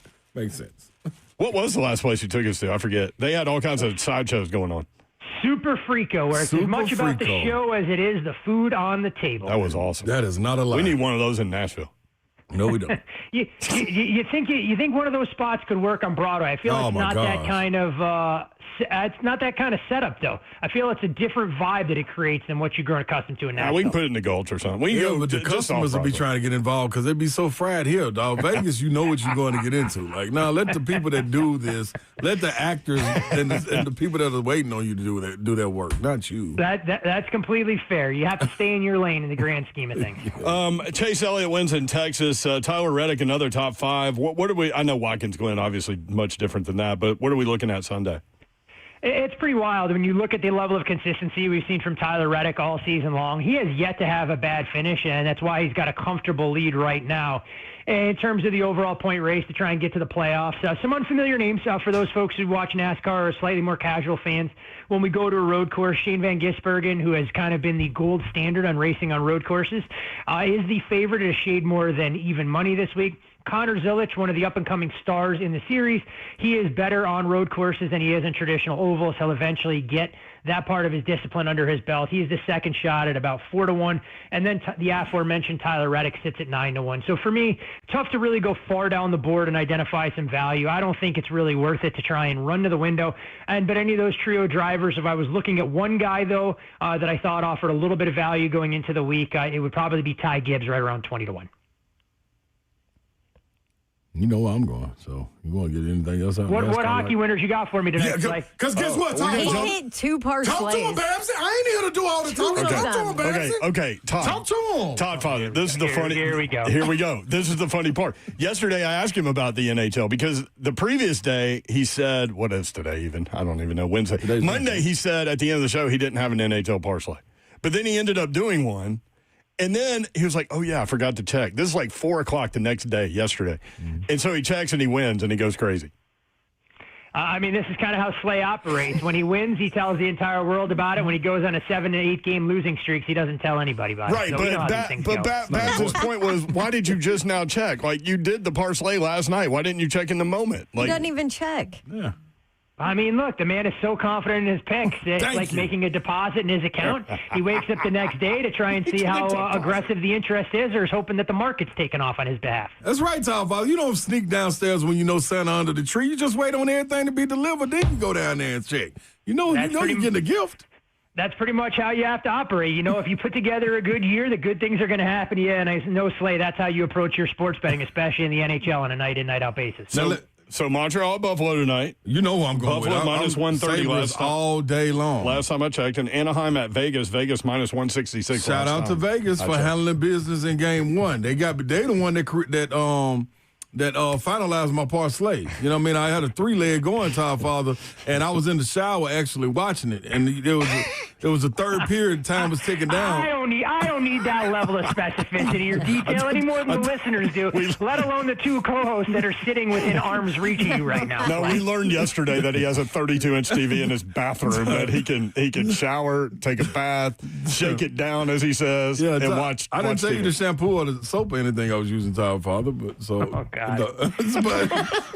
But they did. I was like, man, I'm gonna check when I get out, and I forgot. You know what I mean? So that's when I checked when we was on air, and they were, I knew they were gonna take. That's care like of when you wait a day to open your Christmas present. Yeah, I know it's something under there, something for me. So in this one right here, I'm going Buffalo Sabres because I've been riding with Buffalo, and no need for Zelf and his Canadian friends to get a victory in Buffalo. So I'm going to go with them, and when we go back to Canada, it may get a little bit difficult. We may give up one. But tonight, Sabres win, and I'm still going to roll with Vegas, man. Sabres in Vegas? And it's not more so it's not because of Vegas necessarily. I just know Anaheim ain't nothing. What you got to say about that, Tom? All I have to say, Brent, is that when Slade does his Christmas shopping and he buys presents for himself, he's the kind of guy that acts surprised when he gets to open them on Christmas morning. That's exactly how I see things going in the Slay household. In terms of your handicap on these hockey games, let's pick this apart real fast. Montreal-Buffalo, I actually have no real strong opinion. I think the numbers are pretty fair for the series price, and with Buffalo being a slight favorite in that $1.25, $1.30 range for Game 1. Montreal, in my opinion, a much more difficult road to get here, dispatching Tampa in Game 7, despite getting outplayed in Game 6 and Game 7. Meanwhile, for Buffalo, they made relatively quick and easy work of a Boston Bruins team that I think was slightly overrated. So tough to try and gauge these two teams in terms of what we're going to get. One thing to keep in mind, though, the last 6 teams in the National Hockey League playoffs that we've seen go on the road and win Game 7 and start the next series on the road have all won those 6 games. So that would favor Montreal in this spot, albeit a limited sample size. In terms of the nightcap, though, I'll go the other way, and I'll bet against the local boys here. I'll take the price with Anaheim at plus $1.40. I think the Ducks were rather unlucky to come away with a 3-1 defeat in Game 1. Leo Carlsson had an excellent opportunity early in the game, missed an open net. I'm not sure what Jackson Lacombe was doing, looking to turn away from a shot, something Slay has never been accused of doing when he's open on the hardwood in any capacity. But I think this is a Ducks team whose speed is going to be a little problematic for Vegas. But the pedigree is there. Vegas just doesn't always show that level of urgency early on in the series. So I'll take Anaheim plus $1.40 as a live underdog and think that this train of favorites so far in round 2, where every single one of them has won, stops tonight in my backyard. I'm never here to go against you, Top Father. What we do is agree to disagree. I don't take it personally. That's what makes the world go round. If everybody in the sports books was betting the same side all the time, things wouldn't work out all that well. So they need to try and balance the action a little bit. I know you have your complicated mathematical model that you're putting together over there, trying to see what kind of outputs you get on a night-in, night-out basis. So I respect the valued opinion that you provide for all your listeners, steering them in the right direction. Yeah, I think this is one of the situations you're a little too close to it. You're a little too close to this. Like, you can't see the forest for the trees on this one. Yeah? So he's betting against them. I know, and that's what I'm saying. There's no forest and no trees in Vegas. Because he's too close to it. Like, he can't see the beach from the sand. Either way, when he's in Vegas. But I will say, last night, let me tell you this. I said Colorado was going to win this. And let me tell you why. You did. Because which is wilder to get caught in? A Minnesota Wild, whatever it is, or an Avalanche. Avalanche is wild. And I said Avalanche is pretty wild. You don't want any of that. And guess what? An avalanche happened. Yep. Avalanche, I mean, there was avalanche an of avalanche goals. there was an avalanche in and around the Denver area last night with a heavy spring snowstorm, though. Slade, what I want you to do while the adults are going to finish out some of the discussion in this segment, I want you to pull up the Minnesota Wild logo and let me know what animal is actually represented in the logo. Okay. Meanwhile. So that's your homework for the next few minutes. I'm doing it right now. Hey, Right. so, Adult time, Mayor. Go. so Todd, before we get to the NBA, I started today's show on a rant about Golden Tempo not running in the Preakness. I'm so tired of these Derby horses that just sit out and wait for the Belmont. Like, I want to – the whole point in the thing for me is entertainment, right? Like, sports is entertainment. I want to see the Triple Crown. Let's go. Let's go after it. What do you think about it? I mean, Dawn is the horse racing enthusiast around here. She's a multiple Derby attendee, whether it mean actually being at Churchill Downs or going to her friends' places where they can drink copious amounts of brown liquor and pretend that they're actually in the Derby and expensive hats and attire accordingly. But in terms of Golden Tempo not running, look, I get it from a business standpoint. I mean, 2 weeks after the Kentucky Derby is very quick turnaround for these lightly raced horses in the modern day and age of horse racing. And if anything, when you're coming from off the pace like Golden Tempo, who closed right around a 20-1 shot to win the Derby, all you can do is kind of tarnish some of your stud fees. If you come in dead last at a shorter distance at the Preakness, we'll see if Golden Tempo is back out there for the Belmont. Horse racing people will tell you that they think with the elongated proposed timeline for the Triple Crown, that from a safety standpoint, we're more apt to see Kentucky Derby horses that win, run right back in the Preakness. I'm a little bit more skeptical because I understand the dollars that are at stake here. So I'm not sure that much changes. And it's not merely coincidence, in my opinion, that this will be the third Derby winner in the last 5 years, not to even try and go out there and compete for the Triple But why is that happening now? Why is the injury concern all of a sudden a thing when it wasn't for years? The injury concern, I think, is part of it, and I'm not going to disparage. I've never trained a horse. I've never, mastered in veterinary science or anything else along those lines. But when you look at the exorbitant stud fees that are out there for these horses, I think it's an economics thing above all else. I mean, if I can get 20 to 25 million in terms of breeding rights for some of these horses, why am I going to risk ruining its potential pedigree if I can retire the horse or at least slow things down after one of the marquee events in the sport, especially if you're worried about a dip in performance coming 2 weeks after the marquee race that we typically see in the spring to kick off the Triple Crown at Churchill. See, now having said that. In a very different track, too. And that's what Babs is arguing with. very different track conditions and everything else as well. Yeah, so having said all that, I hit you with, I had a 3-leg parlay of guys hitting homers, and the first two did it, and I go, should I cash out? And you're like, no. Correct. So that goes against what you just said with the Derby winner. Do you ever cash Is there a out? follow-up to this, or is there like That goes against what you just said with the Derby winner. Like, let it roll. You're hold on a second here. Hold on. You're comparing winning the Triple Crown in horse racing and the potential windfall of money for the Derby winner to your 3-legged home run parlay that has no correlation, where the players have no idea that they're part of your parlay. And, don't let me sit here and disparage the amount that you have at stake, because I don't know and I'm never here to bet shame. But I'm going to trust my gut that you didn't stand to make 7 figures from that 3-leg home Lord run help us parlay all that if you I put into did, play Todd. that you're starting to get so fired up about. Lord help us all if I did. Yeah. Yeah. So there we go. That kind of ended all of that. But Dawn, by the way, good to have you back in the chair. Hopefully you returned without a sunburn from your quality time in Gulf Shores, Alabama. Well, it rained. I'm tan. It A did lot. rain, which is brutal. Brutal for a sideline reporter on the beach. Let's report back to Slay, who's at the mascot desk or whatever. Slay may need a little bit more time to figure this out. No, I can't. For one, I can't believe you would dare give me a homework assignment this easily that I don't even need help on. Like, I didn't need a tutor or anything for this. So let me get into it, Todd Father. This will be even better. Although his tutor back at Tennessee looked like Homer Simpson. That is a true thing. Didn't he get in trouble for taking tests for y'all? No, it was something else. Okay. Yeah. Yep. Be cool, I man. don't think we need to discuss. Sorry. Okay. Shout out Never to mind. him. Yeah. Sorry to bring you in this, Todd. No. Look, I've been collateral damage before, and being collateral damage, 1,500, 1,800 miles away makes you feel a little bit safer as this this situation unfolds. Todd Father, my answer to your question. Could you repeat the question for the students in the back? Oh my gosh, this is That most of the people that look at the Minnesota Wild logo when they see it represented on the jersey just assume that it is a wild landscape meant to represent Minneapolis, the state of Minnesota, the lakes, and everything else. But it's actually stylized in the form of an animal. Yeah. Which animal is it? And I've given you so much time that there is no doubt you've Googled it already. So you're just going to read me exactly what AI spits out for you. No, I actually didn't, because I don't believe in AI. I think they're fake. They will give me anything so I can be wrong. So I came up with this right here. This right here, and everybody in the world knows if you look good and close at this logo, you will understand it's a star right there that you see that represents the eye. The star represents the eye of the logo. Why? Because if you get too close, it's too late. And you start to see stars. Now people understand. Anybody, third graders understand this. Everybody in the world knows, Todd Father, it's a star bear. I mean, bear would be correct.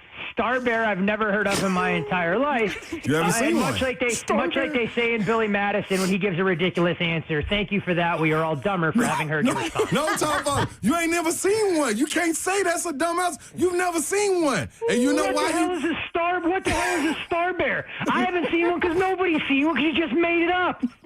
No, Todd Father, the people that have seen them are with the stars now because they got too close. They saw the stars, and it's too late. You didn't listen to my report. You didn't even read my report. Stars represent the eyes of the logo because if you get too close, it's too late, and you see stars. I'm crying. Star bear. I'm crying. This is what we're doing. Or do you think the star is there, Slay, as an homage to the now Dallas Stars that used to be the Minnesota North Stars who moved out of the city, and it's a way that they can try and represent some of their hockey roots? No, because ding, ding, ding. No, he's wrong. He's wrong because the stars everywhere, Todd Father. What are you talking about? That mean we got the Nashville Stars, the Cincinnati Stars. It's stars everywhere. Stars doesn't go up to Minnesota and stop. We did have the Nashville Stars. Yeah. Bingo. Minor league basketball. Listen, man. The logo depicts both a forest landscape and the silhouette of a wild animal. The eye of the wild animal is the North Star, in tribute to the departed Minnesota North Stars, as well as the state's motto, That's made up. meaning the Star of the North. Somebody made it up. You can put anything on Wikipedia. Todd Father went and did that real quick. By the way, the star bear is most commonly referred to as Ursa Major when you look at the stars. That's what I'm trying to tell you.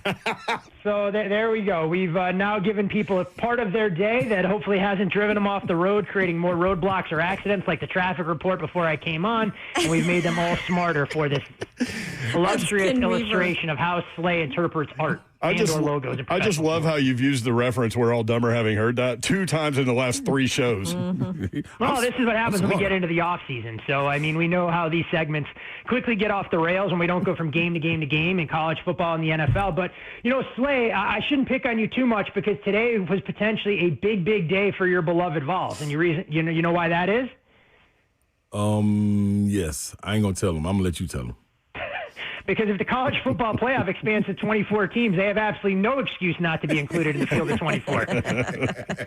We were told that you have an opinion about the potential 2014 playoff. Oh, I got a lot of opinions about the field of 24 that I think one of the things that we love about college football more than anything else is the scarcity and how games typically mean a lot more the deeper we get into the calendar. When we think about the games that actually mean something, it's teams having an opportunity to play spoiler on rivalry weekends and do a variety of those things.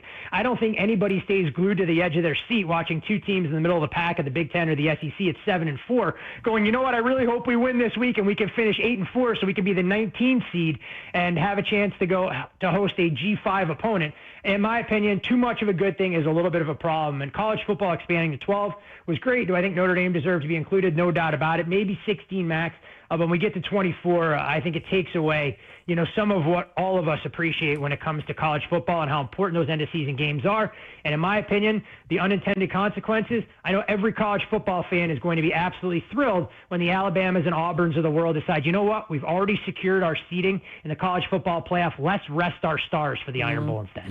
Oh, no. That See, you can't happen. misjudge the SEC. It's a fine comparison, with regard to the entire landscape of college football. But in the SEC, there are no unimportant games, no matter what you do. in a playoff system. It's a very good point because they don't win national championships anymore, so they have to be conference opponents. Jeez. Hey, how early do you start your college football that's a great numbers and research? So I've actually started the process now, and one of the main things I'll do is make sure that I'm marking down where a lot of these win totals opened and how some of these teams are moving during the course of the offseason. Mark down game of the year numbers, begin going through transfer classes, and then try and put together rough outlines of how I think some of these teams should be priced. Gradually fine-tune over the next couple months and get more and more comfortable.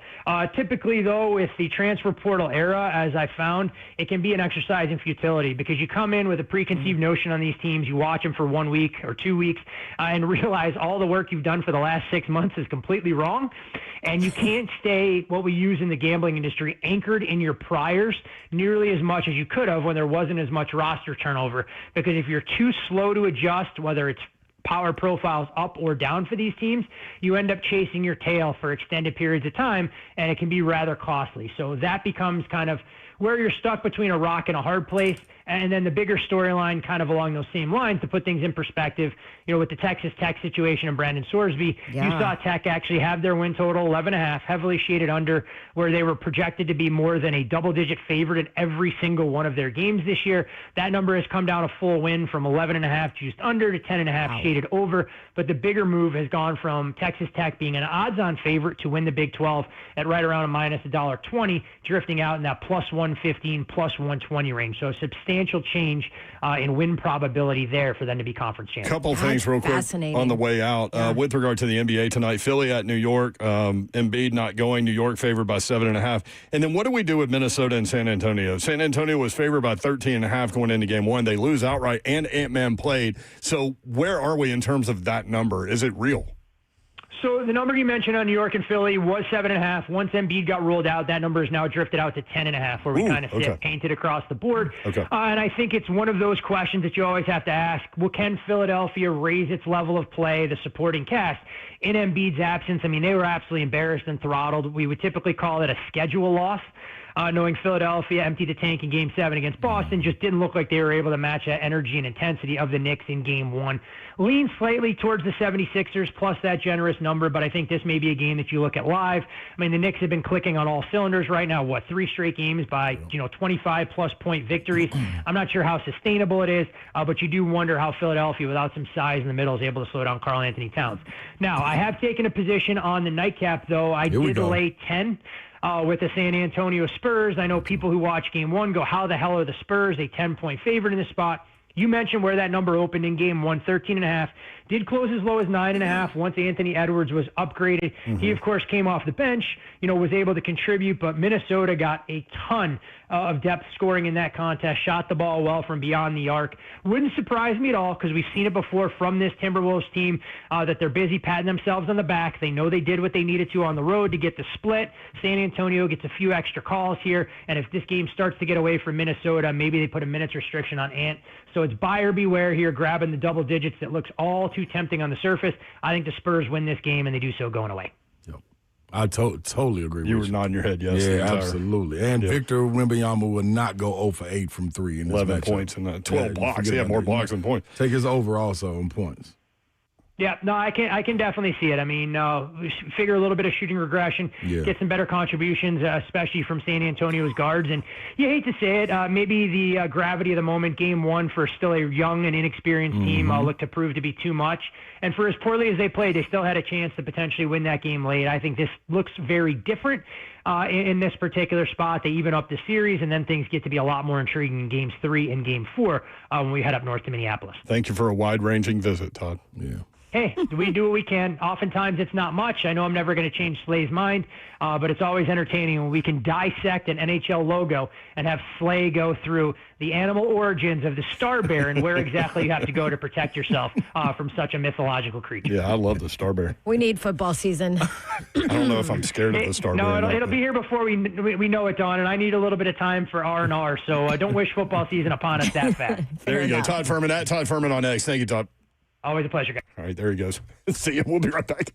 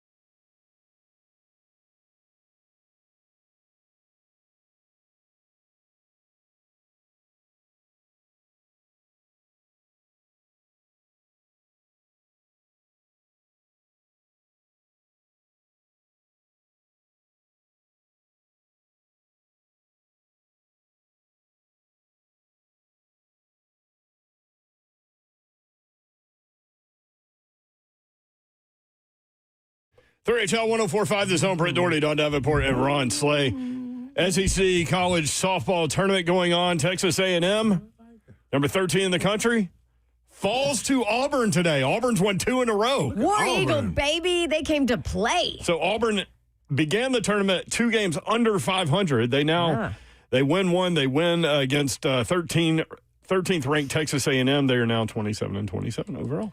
They play Florida tomorrow, right? I haven't gotten that far, is that? I think it's Florida. Arkansas took down number 5. Arkansas took down number 19 Mississippi State 3-0, and Tennessee and Ole Miss are tied at 1 in the 4th inning. Mm-hmm.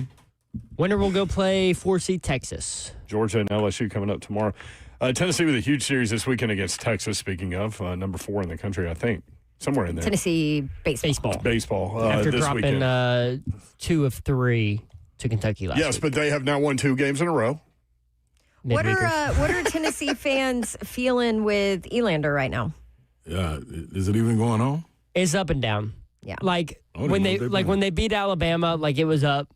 Lost to Kentucky, it's way back down. Funny how that happens. Yeah, they've got 32 wins though.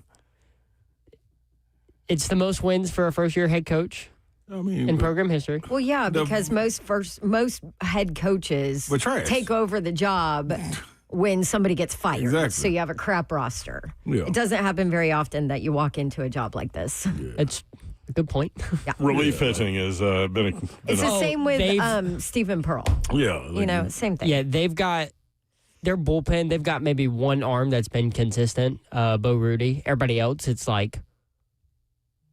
you don't even know what you're going to get. So two more series, and then the SEC tournament, and then the postseason. Tennessee would be in right now. Vanderbilt's on the outside looking in, I think, right now. Yeah, after getting swept by Alabama last week. They did win against Louisville last night, which was a good win for them. But, big series coming up. 615-737-1045 if you want in. X, Lebanon, Knoxville. X, where are you at? I'm everywhere. How y'all doing? It's forever X in Lebanon. I will never not call him that. What up, X? What up, X? Canadian. That's right. Yeah, okay. Now, how y'all doing, though? Long time no talk. Right. For one, I called because I want to know what Slay and Coach Polk smoking. Slay on here talking about a Star Bear, and I just got in the car, and I'm like, what the hell is a Star Bear? I done Googled it, and it's not even real. Then Polk is embarrassing the SEC. That's embarrassing. That's just, what are you doing? I get on X, and what are we doing? But I didn't want to call it because I ain't talked to y'all since the draft. Man, y'all know we might not have to go to the prayer services this year, and we might not have to go to the operating room this year. I think we're going to be good. And it's good talking to y'all. Before I leave, I want to give a shout-out to the Lebanon youth football and Mountain Jewett youth football community. Okay.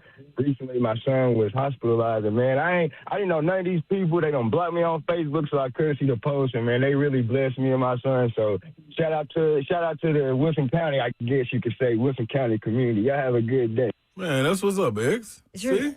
He hung up. He got hung up. Okay? Oh, yeah, I think he's all right. Okay. I hope. That's good, man. Hey, caring communities, dog, right here in Tennessee. I don't know what's going on else around the world, but right here, That's right. we cat out here. We do it right here. That's right. More 3HL next.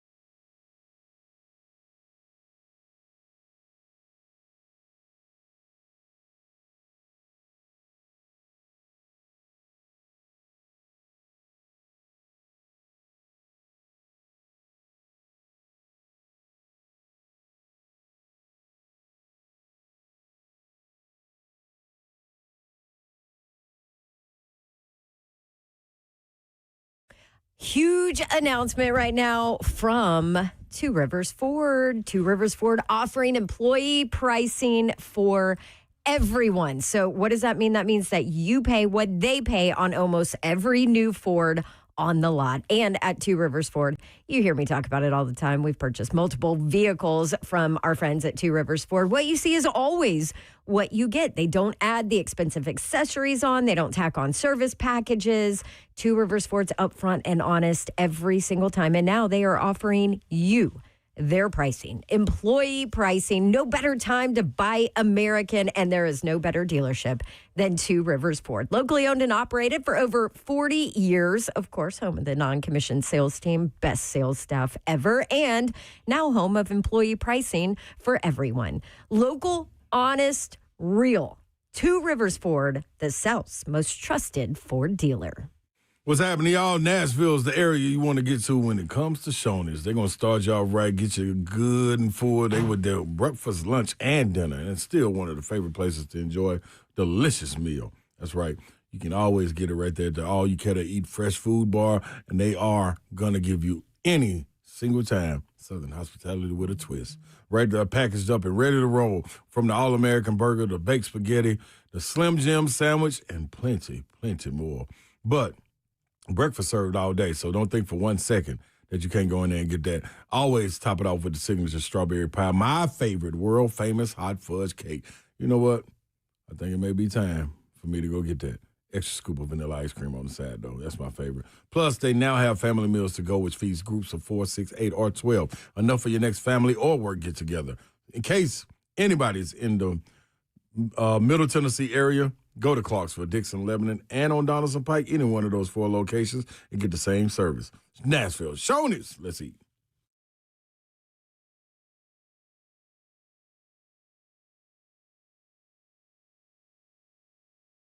It's Ramon Foster, and I'm with Aaron from United Structure Systems. Man, they came by today to check out my house. If there's anything, any issues, small or big, you're gonna fill us in there. We can take care of it no matter what kind of problems. So first off, we'll just kind of take a look through your house and see what kind of issues you got going. You know, cracks in the brick, cracks in the drywall, weird spots in the floor, doors sticking, windows not opening properly. Once we identify those areas, we're going to do a thorough inspection around the outside, make sure there's no issues going on with that. And then once we look over it, we'll talk about what's going on, and hopefully we ain't got no issues, and then we'll go from there. Let's go. Let's go.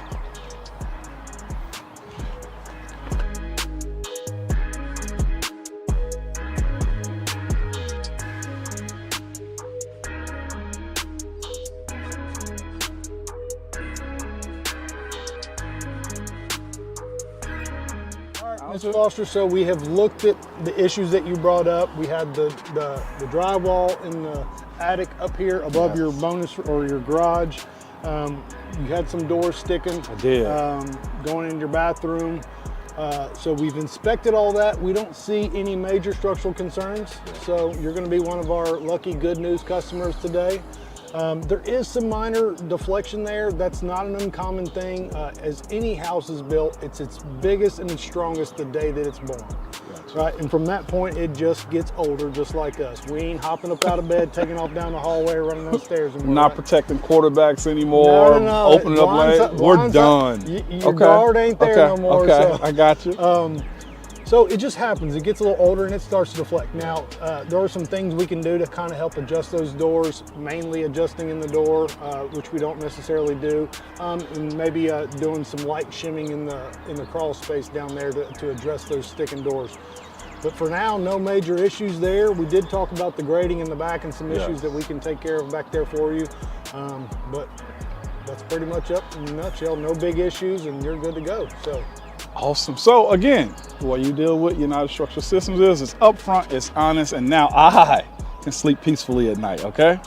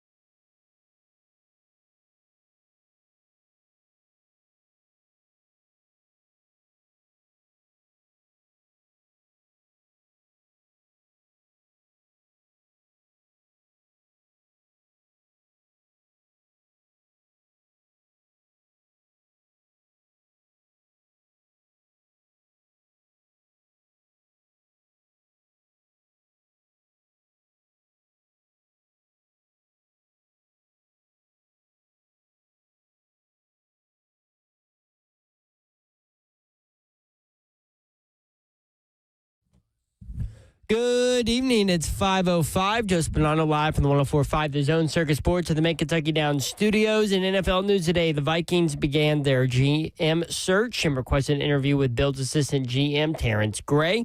Tonight, the NBA playoffs continue. The Knicks are set to host the 76ers Game 2 of the Eastern Conference semifinals. Star center for the 76ers, Joel Embiid, is out for Game 2 as the Knicks hold a 1-0 lead. Tip-off is at 6. Then at 8:30, the Spurs host the Timberwolves for Game 2 of the Western Conference semifinals. Minnesota with a 1-0 lead. The Lady Vols softball team currently facing off against Ole Miss in the SEC tournament. The Rebels are up 2-1 in the bottom of the fourth over the Lady Vols. For our foundation repair, waterproofing needs, you need to visit USSTN.com. Bringing news at once on your home for the Titans and Vols. This is 104.5 The Zone.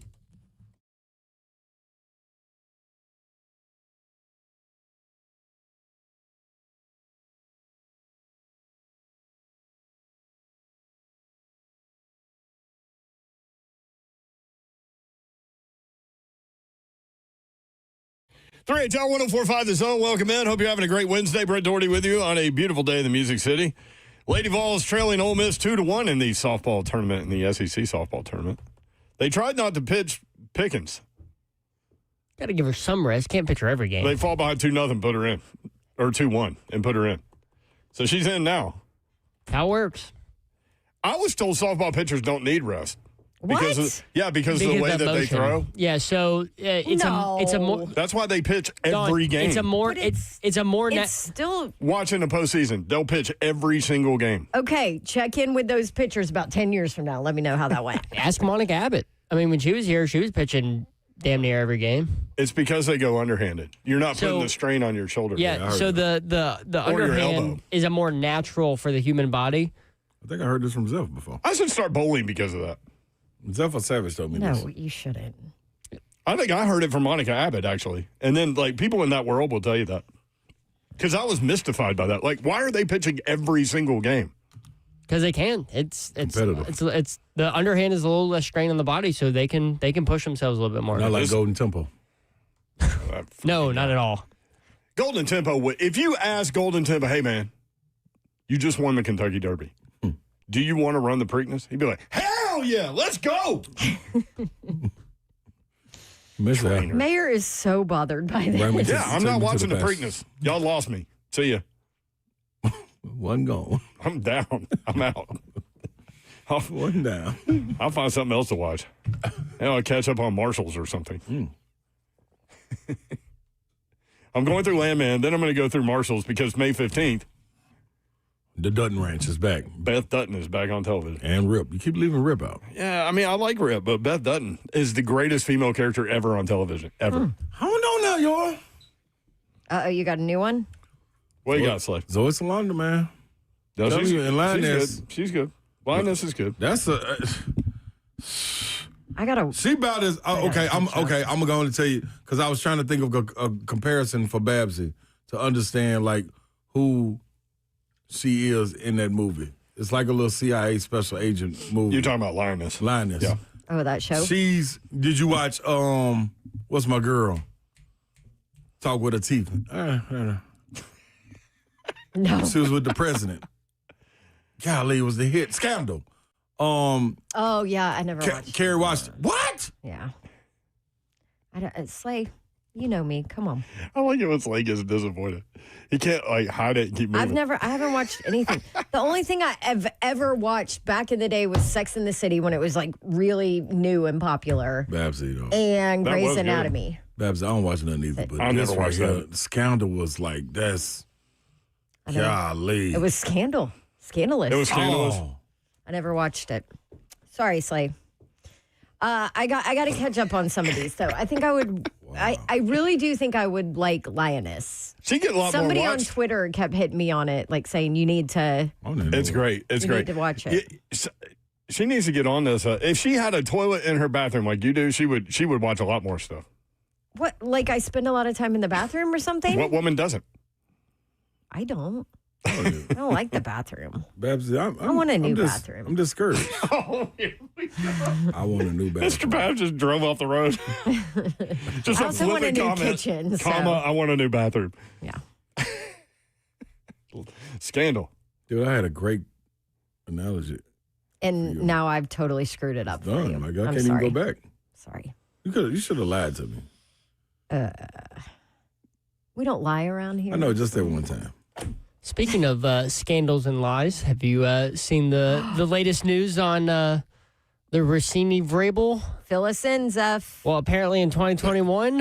As the NFL turns. What's Well, here's the problem. TMZ is now all over it. Remember, they didn't want the story in the They first declined place. the initial story. I know, and now they're like, oh, I guess we got to, make up for it. Apparently in 2021 at somewhere in Tennessee, I didn't see the details of where, but Rossini and Vrabel apparently rented a boat together, just the two of them, for about 2 to 3 hours while she was pregnant with her first son. Oh, my gosh.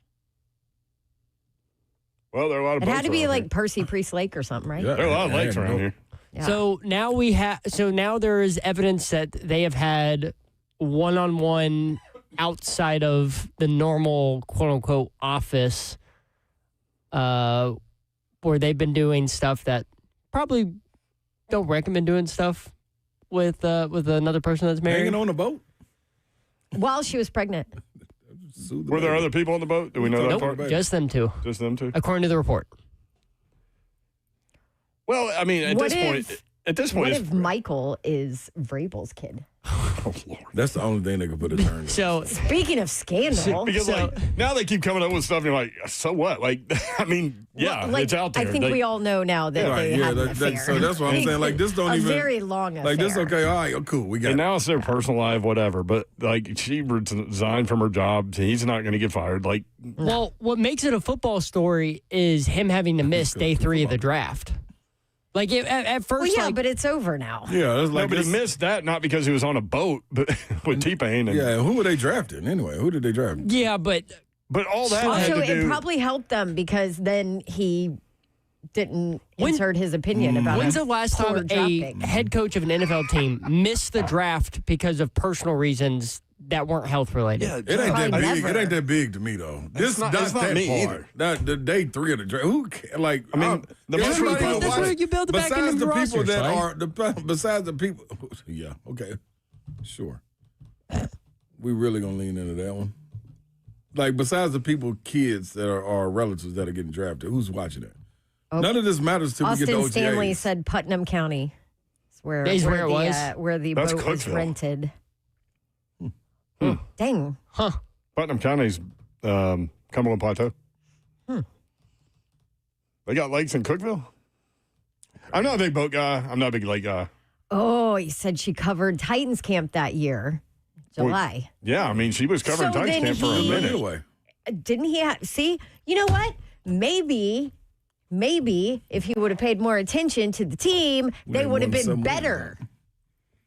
Ryan Tannehill wouldn't been throwing them picks. So you saying that Vrabel was distracted? Yeah, maybe. Rossini was distracting Vrabel, and that's why the Titans. Well, in 2021, that was their best season. They were the first seed in the AFC.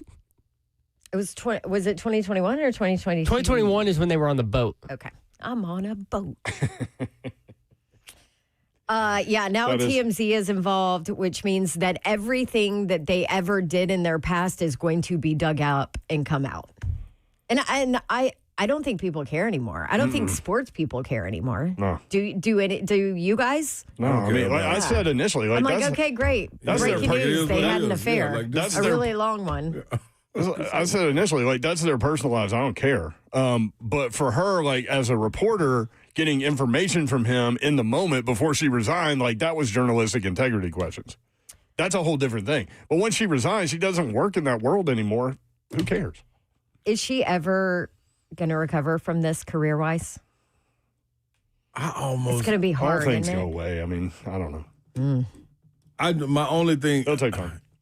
It's so many freaking pop-up networks and things that are happening with streaming. Somebody will take a risk. Yeah, that's true. You know what I'm saying? Austin just said, Dawn, Vrabel was coach of the year that year. Happiest of his life. Maybe. Yeah. Happy as he's But been. if you're like Maybe that's Austin right. Stanley and you're running a website, how many clicks you gonna Who get? If she you, voted for, by the way. Yeah. Just Gotta saying. take care of your man. but if you're Austin Stanley and Slay. you run a website and you're looking for clicks all the time and views and all those things. If you hire Diana Rossini, how many clicks and views you gonna get? I'm looking. Yeah. A lot. And for people that A to aren't Z sports Sports, fans, by the way, if you want to go check it out. Yeah, A to Z I'm not Sports. saying they hired Rossini, but But I mean, but yes. I get it if he does. Yeah, I just That was literally the worst shot at the basket ever. Oh man. Anyway, So good, you like- good you- update, Zeph. I like it. You like San Antonio tonight? Oh yeah, It's up to 10.5 now. yeah. I think with the way Victor Wembanyama shot last game was horrendous. He's not scoring 11 again. Yeah, I He still had a triple double. That's the funny thing about that. Yeah, so I think the impact, and I also think Stephon, if you're looking to do player props, Stephon Cassell, I think how they've been saying his name like now, but Castle.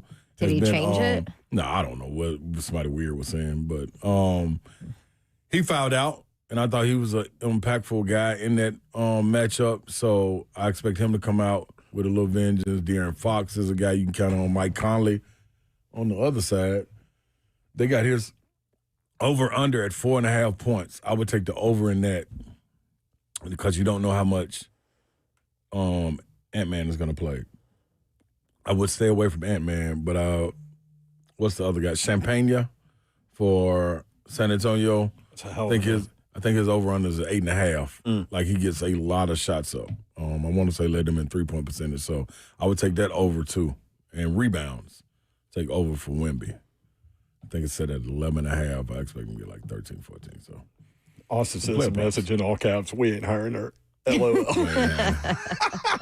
Come on, Stanley. I would read her stuff. You'd get a lot of attention, man. TMZ will be all over y'all, Austin.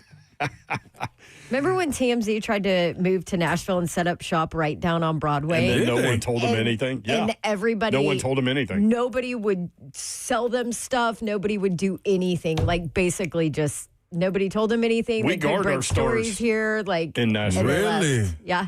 Yeah. We guard our stars in Nashville. Welcome to Nashville. That's baby. dope. Like, hey, listen, Keith Urban walks into Starbucks. You aren't messing with him. Don't you dare Yeah. talk to him. I'm with that. That's I what's love it. up. I was at Starbucks one time. Ashley Judd was in there, and she told them her name was Ashley because they called her Ashley and, like, gave her cup. Yeah, what was she supposed Well, to? yeah, what's she going to give a fake name? And a lot of cities you might. Do it. Not in Nashville. I ain't giving it nowhere. I probably should. I'm going to start going Of course, by. Babs, like Babs gets you're coffee. kind of- Jermaine. Jermaine. You're kind of easy to recognize. Don't I look like a though. Jermaine, though? It's not like there's a ton of. No, you look like sensei Ron slays running Slay, around. SEC Player of the Year for the University of Tennessee. Don't I look like Jermaine, though? Yeah. You never seen Jermaine? I mean, Babs goes to Starbucks and they put D-O-N on her I cup. was gonna say, Don. I can't even get him to spell my name right. Wally's Beans you got know. you covered here, though. That's my. They ain't never got to worry about me going nowhere else. That's right. Ain't no cups in there, though. No, that's right. Did you see the sign that he added up there that says my favorite coworker is this coffee machine? I'm like, yeah, me too. That thing, boy. Wow. Okay. Just kidding, boys. Just kidding. I love y'all. Come on, Babs. Can I give a shout out real quick? Shout outs presented by your mom and dad, although you were telling us a break. So. Yeah, I know. You see, Just real that's, quick. that's the thing, Zephyr. You No, don't let us listen. blow through the breaks. This is a again when you Canadian wanna jump in. self-serving stuff, That's all it you know? is. You're right. Listen, if y'all are going to blow through it, I'll blow through it too. Shout out to all the nurses out there. It's Nurses Appreciation Week, It specifically my wife, Alyssa. Oh, I love that. Shout out to Lil Ron's godmother, Brandy. Yeah, happy Nurses Appreciation Week to all Man, they work nurses. hard. Mm-hmm. Long We hours. love doing y'all. I feel like I know some more nurses. Crazy crap. They're the best. I'm sure you know a million nurses. There are a Yeah. bunch of them out there. Shout out all the nurses. Yeah. Shout out, nurses. Darn. Thanks for what you do. Don't we know nurses by name, though? Yeah, we've got listeners. There's a movie called Nurse Betty. Not heard of. Let's take a break. We'll be right back.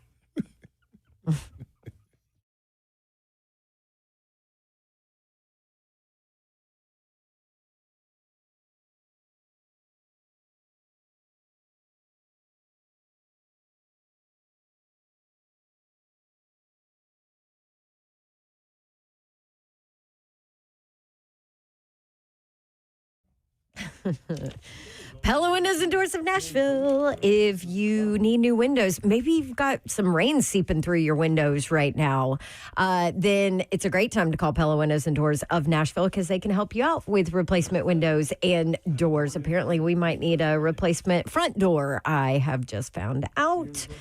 So we might be doing that, but we've already had windows replaced by Pella Windows and Doors of Nashville, and they are the absolute best. They have 2 showrooms, by the way, one in Franklin at 277 Mallory Station Road, one in Hendersonville at 256 East Main Street. You can just walk into any of those, either one of those, anytime, and they'll help you out there. Or you can go online and schedule a free consultation, and they'll come to you. And I just want to let you know, if you tell them you know me and that you heard about them from Dawn, they'll give you the Dawn deal.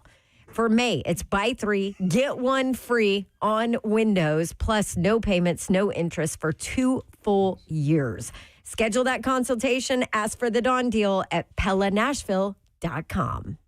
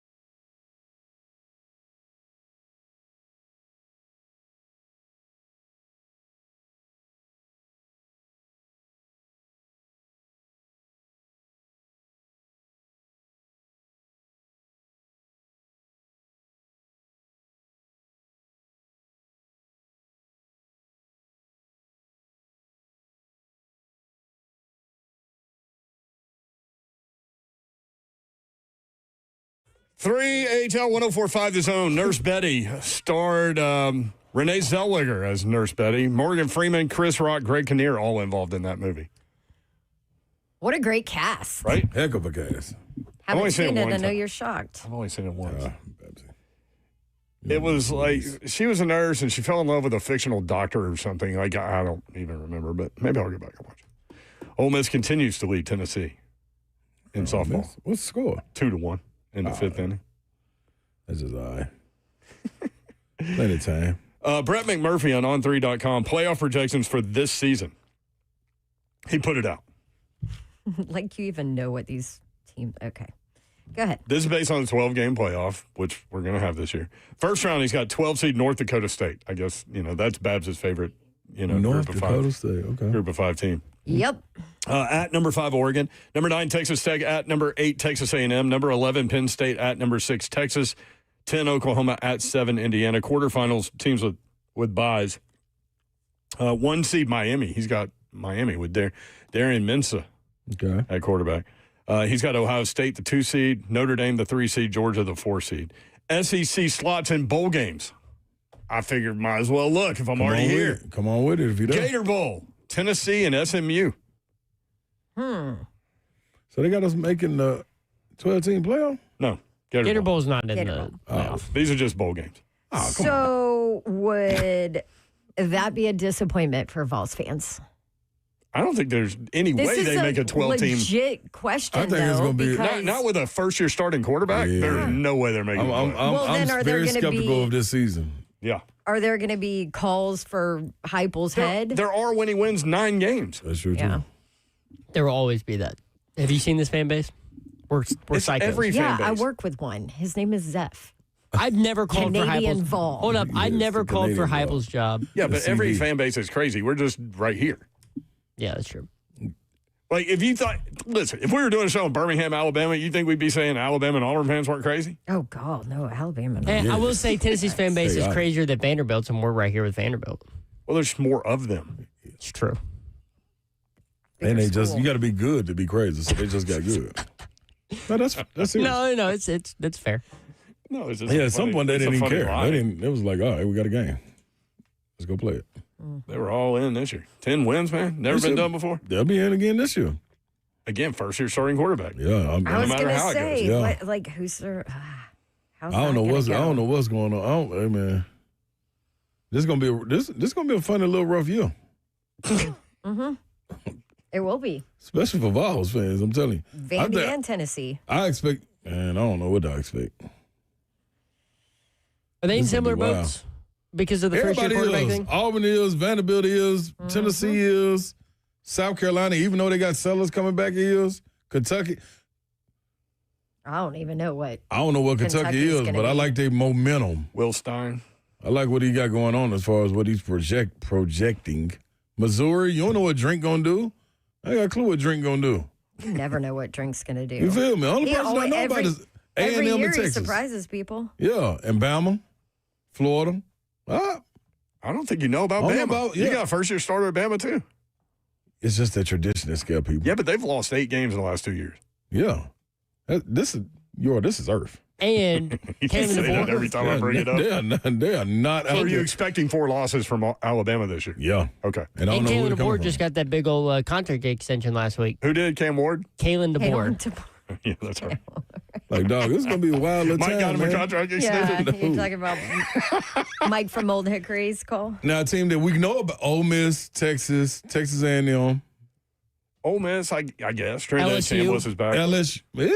LSU with Sam Oh, Leather. wait. Did I have LSU in Brett McMurphy's playoff? No. Nope. What is that going to do? That's what I'm saying. Like, dog, hey, want me to get through these? We need a little restructure deal. Get through them, Euro. Yeah, Texas sorry. Bowl. Auburn in the Texas Bowl against BYU. What is that like? What they Hey, doing? we'll So take no, it. no Texas teams Bounce in the back. no Let's Texas go. teams in the Texas Bowl. No, Auburn and BYU. Birmingham Bowl, Missouri and Oklahoma State. Oklahoma State was awful last year. New coach this year. No coach. Yeah. They got the kid from North Texas, didn't they? The quarterback Yes. With his coach. with his coach. Yeah. Music City Bowl, Nebraska and Ole Miss. Is this going to be the last Music City Bowl? Oddy Toddy. Oh, No, it'll Miss still be the Allen. Music City Bowl. Ole Miss going to be at the even if they get a higher Chamberlain's pedigree coming move back. thing. That's what they think Ole Miss going to be. ReliaQuest Bowl, Florida and Illinois. Citrus Bowl. This is from Brett McMurphy. LSU and Iowa in the Citrus Bowl. Yeah, man, SEC ain't nothing. We got 12 teams in bowl games. I mean, but Liberty Bowl, South Carolina and Cincinnati. Oh, and here you go. Liberty Bowl, who in South Carolina? Cincinnati. Okay. We're on to Cincinnati. Okay. Been a while since we heard that joke. Well, they'll be without Brendan Sorsby. Yeah. Yes. For the So they may first not even time, be in and that bowl. Texas Tech will be without him as well. Yeah, both teams without him, potentially. Duke's Mayo Bowl. I love this bowl. Will Levis Bowl. Clemson and Alabama. In the Mayo Bowl? Remember when they were national championship teams against each other for like 3 years in a row? Yeah, if Alabama wins the Duke's Mayo Bowl, will they dump Mayo on Kalen DeBoer after the game? Yes, that's the tradition. That's the tradition. This is where Alabama is? If that happens. Yeah. How many people going to watch that one? Armed Forces Bowl, Cal against Memphis. Oh, okay. They lost Satterfield too, right? Yes, so. Yeah, they did. They got Coach Huff down there now. I was supposed to go down there, man. Check them out. Check them out? Mm-hmm. I'm like Babsy. Go check out teams. Silverfield. Silverfield, yeah. Who's Satterfield? Kenny Satterfield. Kenny Satterfield. No, Coach Scott Satterfield at Cincinnati. Oh, both of them played at Cincinnati. Well, coach and played. I was thinking of Kenny Satterfield played there too. Yeah. Oh, okay. Well, So we're right. there you go. Okay. It's amazing what we stumble on this show. You know. Oh, boy. Hopefully they're all still alive, right? Oh, boy. Salute to Veterans Bowl, Marshall and Western Kentucky. Mascots would be cool. 12 SEC teams. I swear, if we end the Duke's Mayo Bowl with Alabama winning and DeBoer getting mayonnaise dumped on his head, that image will go everywhere on the internet. I'm just trying to figure out, didn't nobody make the college football playoff? Texas A&M. Texas So A&M, who Texas, are in Oklahoma. his? Dang, that's it. Wow. 3. See, 9 conference games is going to screw the SEC. Wow. Unless they Big go to Ten gonna be in about 4 Well, Georgia. So it's 4. Georgia. 4 SEC Okay. teams in the 12-team field, 4 Big Ten teams in the 12-team field. Even. Ohio State, Michigan, and Oregon. oh, my bad. Ohio State, Indiana, and Oregon. Ohio State, Indiana, Oregon, and Can't just put Michigan in there either. I forget who the other one was. who is Penn State. Who's India? Does Indiana have a veteran quarterback? Do they go after someone in the portal? Or do they have a backup? I'm I don't almost to remember. the point, like, does it even matter with Signetta the way he feel? Oh, that's right. They got Josh Hoover from TCU. Oh, yes. Oh, right. that's the one put it in the We bucket, ain't talked it? about that. Yeah, no. I forgot about that. No, he got I mean, the talk is Remember, that, he's the one like, Josh Heupel wanted. Yes. Bad. The talk is that he actually way underachieved at TCU, and he was good. I believe that because it kind of went off the rails after. I remember watching the first game specifically because I remember Zeph talking about, man, Hyper wanted him. I'm like, let me check out this quarterback. Dog, the passes he was making, Yeah. good gosh, he got a cannon too. I'm talking about high-rise moon ball. High-rise moonball. Yeah, I don't know what kind of ball that is, but that He go launches high. it. You know what I mean? And get dropped right in the bucket. That dude can play. I like his game. I like his game. Ooh, that's going to be dangerous. All right, Signetti. How long will it last? So See, and clearly, IU is his template for success is Yep. live in the transfer Yep. portal quarterback era. Like, live in that world. And why wouldn't you go? You shoot, you number one pick. Man, dog, Heisman Trophy winner, come on, national man. championship. What else you looking for? undefeated season. So Slate, you only heard 4 SEC teams in that playoff. Yeah. Does that mean 4 you're? Big Ten teams, too. Does that mean you would want to be in favor of an expansion to get more SEC teams in? No. I'm cool. Because the coaches sure as hell want to. Yeah, they need a job. But what's, one thing I would throw out there from an SEC perspective, if they both end up with 4 teams in the playoff, that's 8 of the 12 coming from the SEC and the Big Ten. And the Big Ten has 2 more teams than the SEC. I'm just saying. Percentages. Okay. 4 of 18 versus 4 of 16. It's better. I just don't. Yeah, I want to. You look perplexed over there. Because I don't know how I feel about this expansion stuff. Like, The playoff expansion Yeah, with the added game, the added SEC game, yes, I understand it now. But yeah. Zeph had a 2014 playoff based on the teams from last year that he did just by their rankings. Yeah, none of these players will be though. There are 8 teams with byes. So number 1, Indiana has a bye. They would get the Arizona USC winner, which is 16 and 17. Oklahoma has a bye as an 8 seed. They would get the 9 seed Alabama versus 24 seed James Madison winner. Yeah, James Madison walking into Bryant Denny for round 1. Yeah. I don't want to watch that. But Alabama, Oklahoma. I'd watch Arizona USC. I'd watch any college football. No. I didn't say I wouldn't. You're just gonna boycott games? I didn't say I wouldn't watch it. I said I don't want to watch it. I don't watch no Gator Bowls and stuff. What if the Vols are in the game? What about the Reliant I don't watch it. The Duke's Mayo Bowl? Yeah, we didn't say Vandy. You didn't say Vandy was in the bowl game. Ooh. I think the thought now is what you thought about Vanderbilt coming off of last season. That people are starting to kind of look at what they lost and what they have. And more so, not even about just what, like, the chemistry that was built. That was 2 years. It felt like it was warped speed. It was more than 2 years because it goes back to when Pavio was back at New Mexico State. Yeah. So 5 seed Oregon would host the winner of BYU and Houston, 12 versus 21. Texas Tech would host Texas or Tulane. Georgia, as the 3 seed, would get 19 seed Virginia or 14 seed Vanderbilt. So Vanderbilt would host a playoff game in this scenario. That'd be dope. And then go on the road to Georgia. Ole Miss, which is interesting because Jared Curtis, like thinking forward, Jared Curtis was committed to Georgia for a second. Ole Miss, the 6 seed, would get 11 seed Notre Dame or 22 seed Georgia Tech. So Notre Dame hosting Georgia Tech would have been interesting, especially last year with Haynes King and all that. Yeah, he didn't play in the bowl game though. Haynes King did he? Yeah. So then you got 7 seed. He was so beat up. I mean, just his style of play. He chose to do that too. Yeah. Like people ask him, he's like, "This is how I play." He runs through people. He's tough as nails, man. 7 Texas A&M would host the winner of 10 seed Miami against 23 seed Iowa. And that's an 8-4 Iowa that would have made the playoffs, by the way. Based on the final college football playoff rankings, that's an 8-win team getting into the playoffs. I mean, 24 seeds, you're going to have 8-win teams. You are. No question. I think if you win 8 games, you shouldn't be able to go to the playoffs. Well, you're not the commissioner, Zeph, but I understand. I don't disagree with you. Yeah, a lot of people agree with you. Yeah. I just like more football. More football, the better for me. The only reason the coaches want to do this is because they want to say that they coached a playoff team. Of course. Same thing college basketball coaches want. And money. That money. 2 seed Ohio State would host the winner of 15 seed Utah and 18 seed Michigan. So you would have Michigan and Ohio State theoretically in that. So, yeah, that's fine. So where do you guys come down on 24?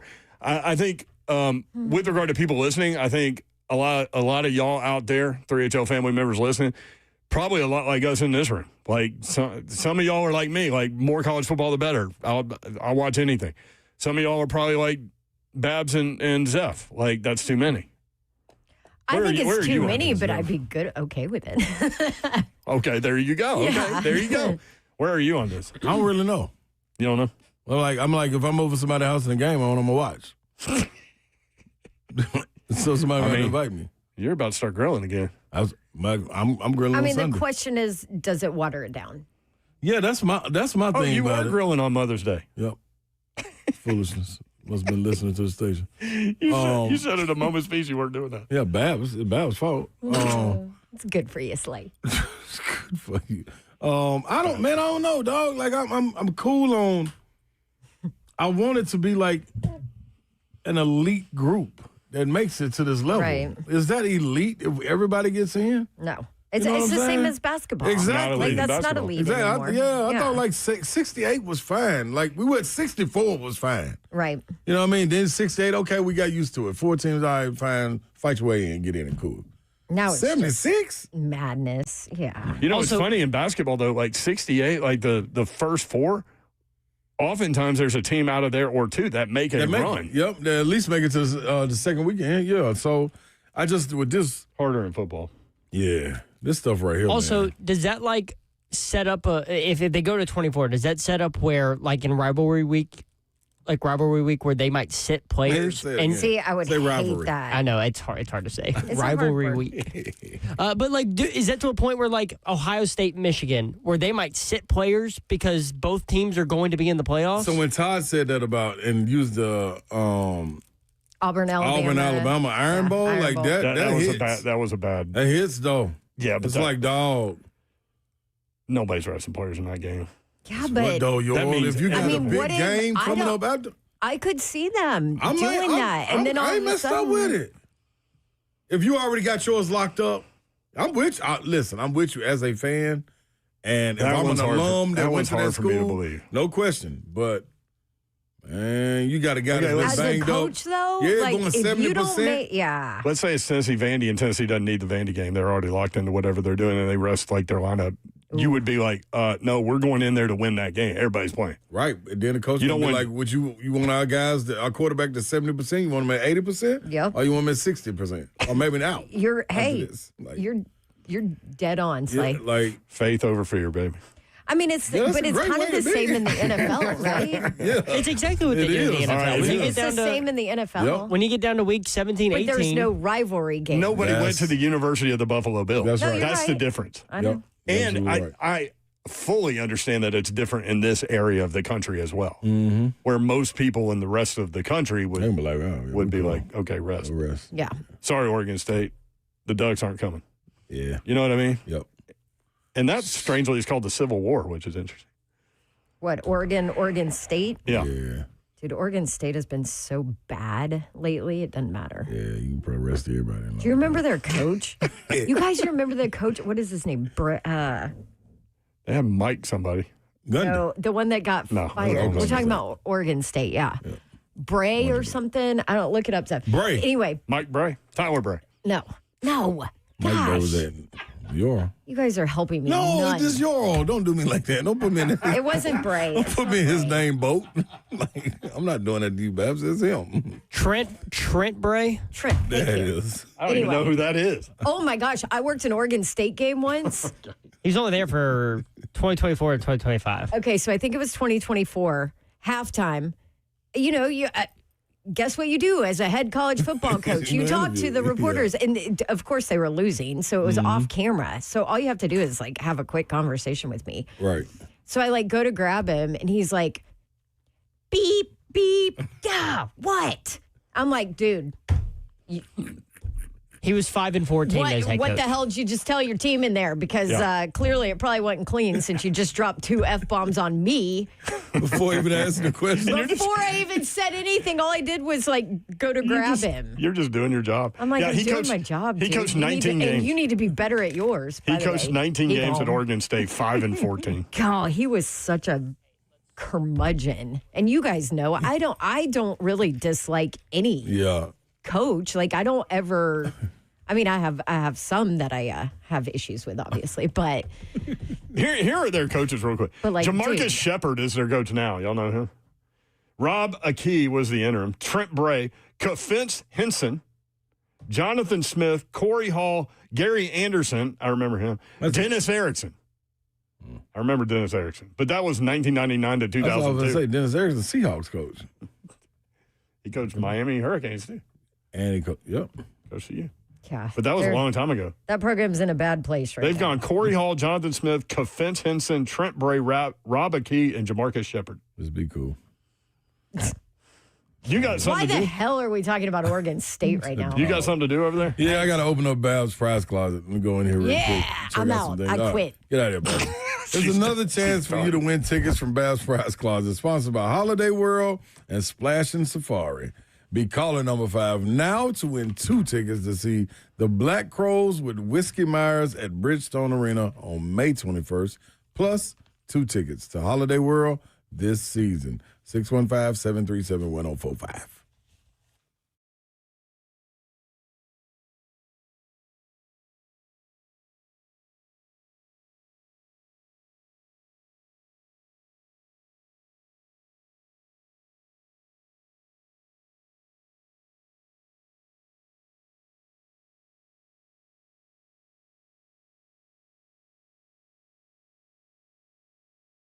United Structural System, USSTN.com, introducing 24 months no interest finance options. Good now through the end of June. Fix it now, pay later. I'll tell you more in just a second. When you start noticing cracks in the walls, uneven floors, or driveways that are sinking and separating, it's more than a home issue. It's a peace of mind issue. That's why who you choose for foundation repair and concrete leveling really matters. Trust USS, United Structural Systems, because they've been doing this the right way since 1994, right here in Tennessee.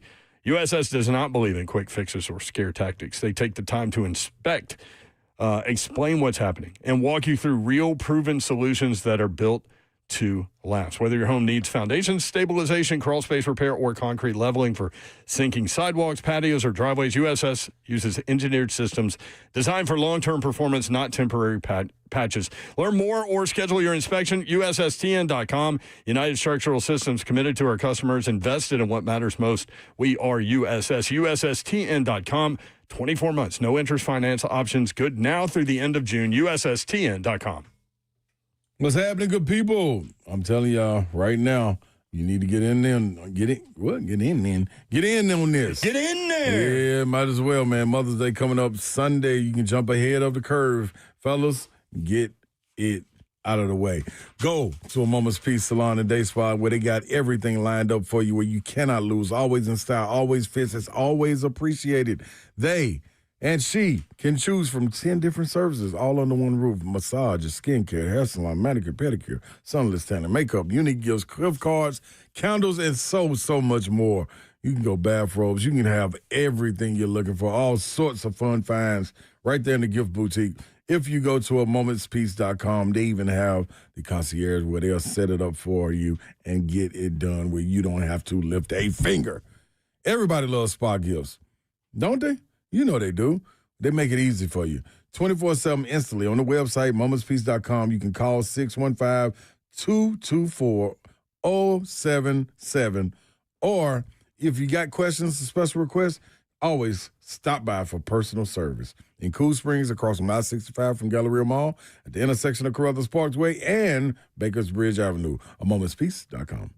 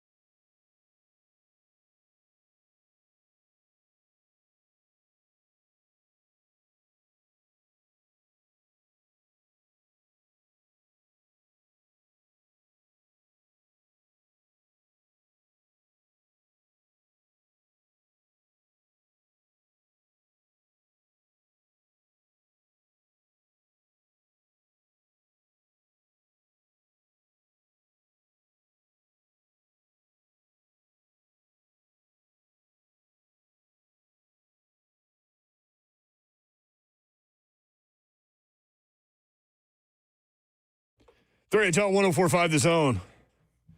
Babsy had to slide out. Hadley's got a little program. Mm-hmm. Little dance off. Slay Dog just had to clean up all the remnants of the wings. Yeah. I thought it'd be funny to kind of leave that in here for the morning crew. Nah. Will. You know, Van would probably clean it up if he did leave it. I got to tidy them up, man. I got to keep them all neat, man. Take care of my brother over there. Is it big that seventh-ranked team in the country, Tennessee, Lady Vols, are going to lose in the SEC tournament? Nah.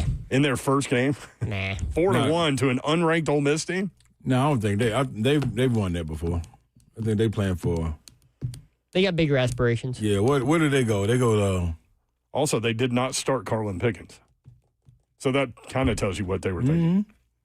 Mm-hmm. They going to they don't go to Omaha. They go to where they go, Zuff? I don't know. I don't know where the NCAA, the Women's College World Series is. Are you kidding me? Not Zuffer. Let me see. Where's the SEC tournament? Oklahoma City. That's right. Yeah. They play in Oklahoma City. Good job, Zeff. That's right. Somewhere Can I give another shout out real quick? Shout out presented by your mom and them. Shout outs. Candy B in the chat said it's also Teacher Appreciation Week. And Candy B. My dad's a teacher, so shout out all the teachers out there, and especially my dad. Teachers, man. Teachers need to make more money. Softball tournaments in Lexington. Darn, it sure is, dog. What? I got to get a little wrong. Teaching them a little gift. We got to give them a little gift card or something. They work hard for a little wrong. We're from a little wrong. They work hard for the money. He probably think it's work for him. 3HL bingo card. Get out there in the pasture and make them babies. That's Golden Tempo. Time to go to work, baby. Yeah. Your racing days are over. Yeah. Ramon said multiple times in the chat, I'm stunning him out. Yep. 20 to 25 million currently. Yep.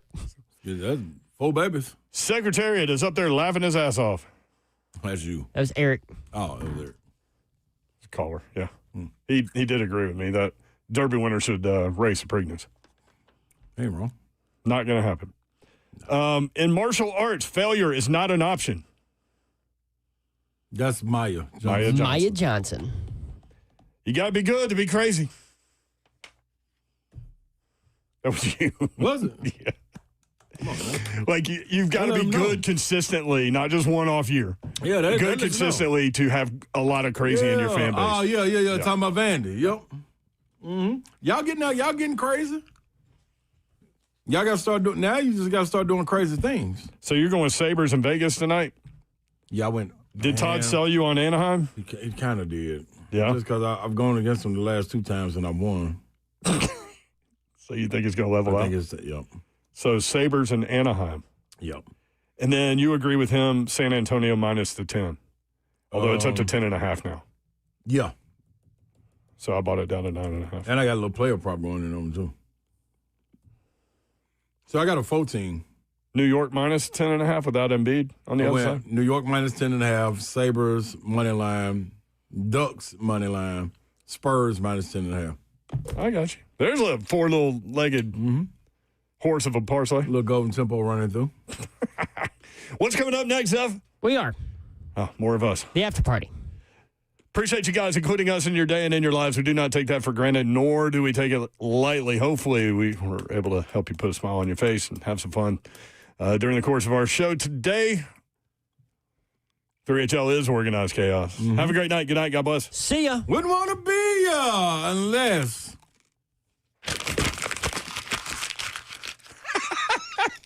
Teachers and nurses. Shout out to all teachers and nurses. We love you.